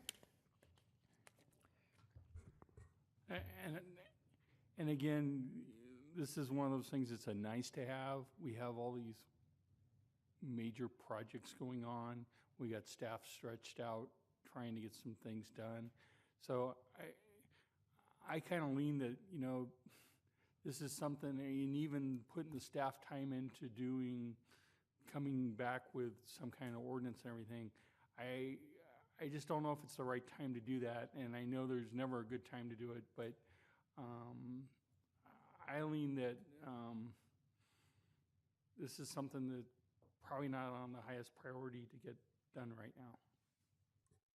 And I was thinking residential, not commercial.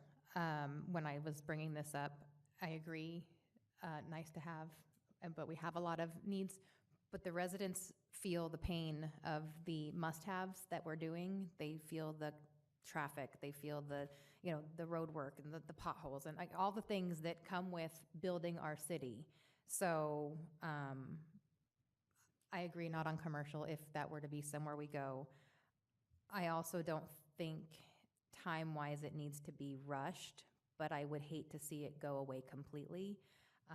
If we were interested in moving forward with looking at impact fees so that way it doesn't stretch our budget, I think to me it was kind of a win.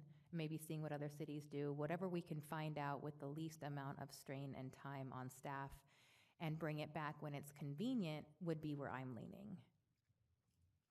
Yeah, I just would like to point out that that was the reason that I put in all the nonprofit stuff, because I don't think there should be any city services, so to everybody's, city budget to it, because to everybody's point, if I'm pissed about the potholes, I don't want to see the pretty mural. But if a nonprofit that we've said in our strategic plan we want to utilize and leverage is the one who's doing the grant, doing the management of it, then that's not my taxpayer dollars that are not going to fix that pothole, but instead going to art. Whereas I do get nervous about like impact fees and stuff, right? Like we already have a lot of confusion even up here about where those impact fees are allocated to and if we're taking it from something else in a different pot. So that makes me a little nervous to think about adding an additional impact fee that our residents don't understand, because even up here there's confusion about it. So that was why my suggestion was, let's see if we can partner with a nonprofit so that there's a path to it without, or to various nonprofits.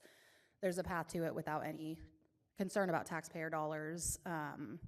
And yeah, I think we obviously have a lot of programs, a lot of projects happening. Staff is stretched thin, so I agree about the not having a timeline, but I also think, at some point, when you're commuting and your car is wrecking because of that pothole, you need to be able to find some joy someplace. And I think without any art and without any beauty, it's kind of just another city. Councilmember Fuller? I agree with Mayor Meadows in regards to developer fees on public art. That's not only, well, if we get the developer fees, then we have to come up with somebody that can put up, design the art, so it goes even further. At least the way I'm looking at it, I do believe in the MOU. That's good. I believe we ought to have a threshold of when we're going to have an MOU. I do believe that any project, I don't know a good threshold. I don't want to say all projects need a completion bond if they're a small project and looks like they're capable of being completed. On the other hand, I don't want projects just lingering around and incompleted. So at some point, I think we need a completion bond along with the MOU. And in addition, I agree. We're taking staff time. We're taking staff time around it. As much as I don't like necessarily putting it on nonprofits, being a nonprofit, but on the other hand, it seems like we ought to have a filing fee of some type. Some of them may be minimal for the design that they have, but if it's a larger project, I think that we ought to have an appropriate filing fee to have it, to review it here in the city. So. Councilmember Meadows? So going back to the potholes, letter I received tonight was regarding potholes. So that was their concern. So no shade, Public Works, I swear. It's not, we're not throwing shade. I'm just saying that's what we get, so. It rolls downhill.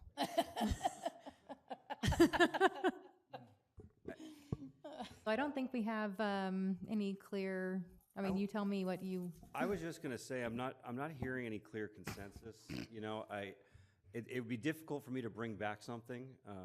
If there's clear direction, it's kind of a few different programs, and we could approach it a few different ways. We can do nothing. We can put this on the back burner and do some more research and bring it back. If the intent is to establish a fee, that's a different program, right? So in that concept, the city would take in fee revenue from building permits. We would establish, in my mind, one way to do it is establish areas in the city that you want to see art, and then we would use that money to then solicit proposals from folks in the kind of that standard approach and get the art constructed that way. So that's one way to do it. We've done it on smaller scales, like with our utility boxes. Those are a little bit different because if the artist, flakes or, somehow, doesn't finish, we can just paint the utility box back, right? So that's not a huge lift, and there's not a big impact. But if someone's starting, a mural somewhere or a mosaic or something like that, or, a sculpture, there's a lot of work that goes into that. And there's going to be a lot of coordination with the city in terms of, where it's located. Is it in the right of way? Are there view triangles that we got to consider?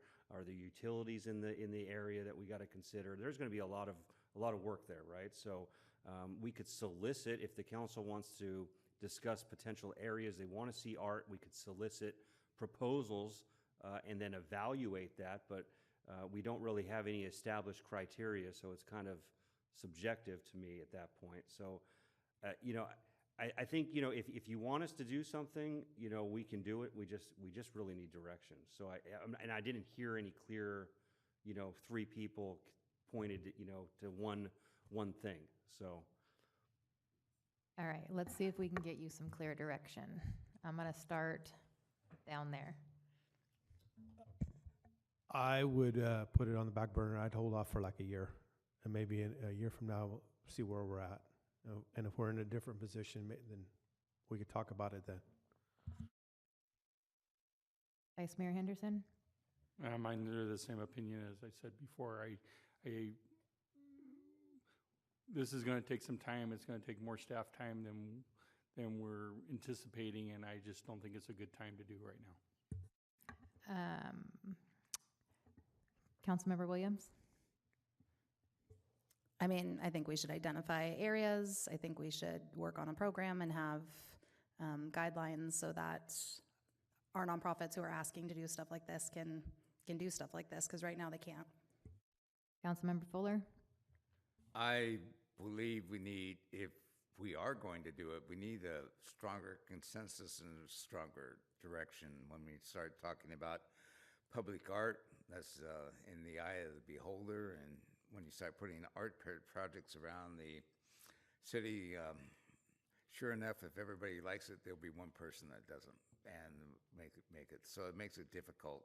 I do agree it takes a lot of staff time, it takes a lot of energy, and you also have to police it, make sure it's maintained. So it's not just something else. I like public art, and I don't want, if somebody were to come and petition or ask at the city community development, if they could develop public art, that they have an idea, I don't necessarily want to say, no, we won't do it, but I don't want to necessarily put it in, yes, the door is open, we are going to be taking public art applications. Councilmember Williams? I just have a question, because the whole reason I brought this up is because I was approached by nonprofits who are getting grants and or looking to apply for grants. So if there's not a policy, if there's not consensus, can that nonprofit approach the city and say, hey, this is what I want to do? If we get the grant funding, great. If we don't, then it doesn't happen. Without this policy, is there that ability to do that? Or is it just, no, we'll address it again in a year? Well, I would prefer us to have if we're going to do that, I would prefer a policy, only because one nonprofit is approaching us now. What happens if we have 10 more approach us? And how do we evaluate that? And how do we treat people and applications fairly and give them their due process? And sure, could we put something on the agenda and have you all make a decision? We could do that, but I think it puts you all in a difficult position because, again, the art is subjective. We don't have a defined plan in place in terms of where art should be located and what kind of art we want to see. So I think it makes it difficult. All right, and I understand the need to maybe wait. If I were to say how I would want it, doesn't matter because nobody else did. I would want to go with the impact fees, so the city would be able to control that art. We would be able to make a bucket of money and potentially do some really nice large public art pieces that we would then be able to bid out. And that doesn't mean a nonprofit wouldn't be able to, apply to do those. So I think it's not excluding them. But I think where we're at is hurry up and wait for now is what I'm hearing, just waiting. And maybe we bring it back after the new year, something, another time. What? Is that what? Do you have a preference? Well, I mean, I think there's value in public art, right? And I think that, this community lacks it. We don't really have a lot of it, right? We have a community benefit program, for development. Developers could propose public art. We don't typically see that though. But I can't say we're necessarily asking for it either, because there's not a lot of things to point to. I would just say, from my standpoint, it's much easier if we have, a process in place for us to take, applications and consider, and then present with recommendations. There's always that in the back of my mind. So, I guess my preference is if there's going to be direction, I'd prefer us to do it the right way than to just not have anything in place and consider these one-off situations. If there's direction to bring it back towards the beginning of the year, next year, I'm fine with that. If there's direction to, wait longer or shorter, I mean, we're open. Again, we need that. Who would be working on it? I don't know yet. Right now, it's me. That's what I was assuming. And I mean, he's working on, community development's working on other issues like our housing element also. Our team is stretched. I mean, just to be quite honest, we are very stretched right now. So that's why I'm taking the item, and I didn't task anyone on staff to do it. Yeah, so we're better off right now deferring it for a while. That's what I said. I know that's what the consensus was, but then Yeah. I So, kind of picked up a little hesitancy. Okay, so you guys, somebody said a year, somebody said next year. That could mean two things. Next year is in 5 months. So if we're going to punt this for a bit, what are you thinking? I said 1 year. Vice Mayor Henderson? Bring it back this time next year. Councilmember Williams? Then we're going to hear the housing element has to be done by January 31st. So it's going to be, let's look at another year. So, I mean, my preference obviously is let's just put a policy in, but. Councilmember Fuller? Well, I'm not pressed on 1 year or any others. If it doesn't come back, I'm not going to be brokenhearted, so I'll just put it that way. Summer of 2026, it sounds like.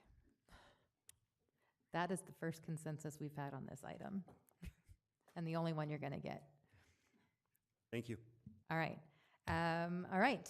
Then that closes out that item, and there being no further business, this meeting is adjourned at 8:48 p.m. We will be back on August 12th at 6:30 p.m. See you then.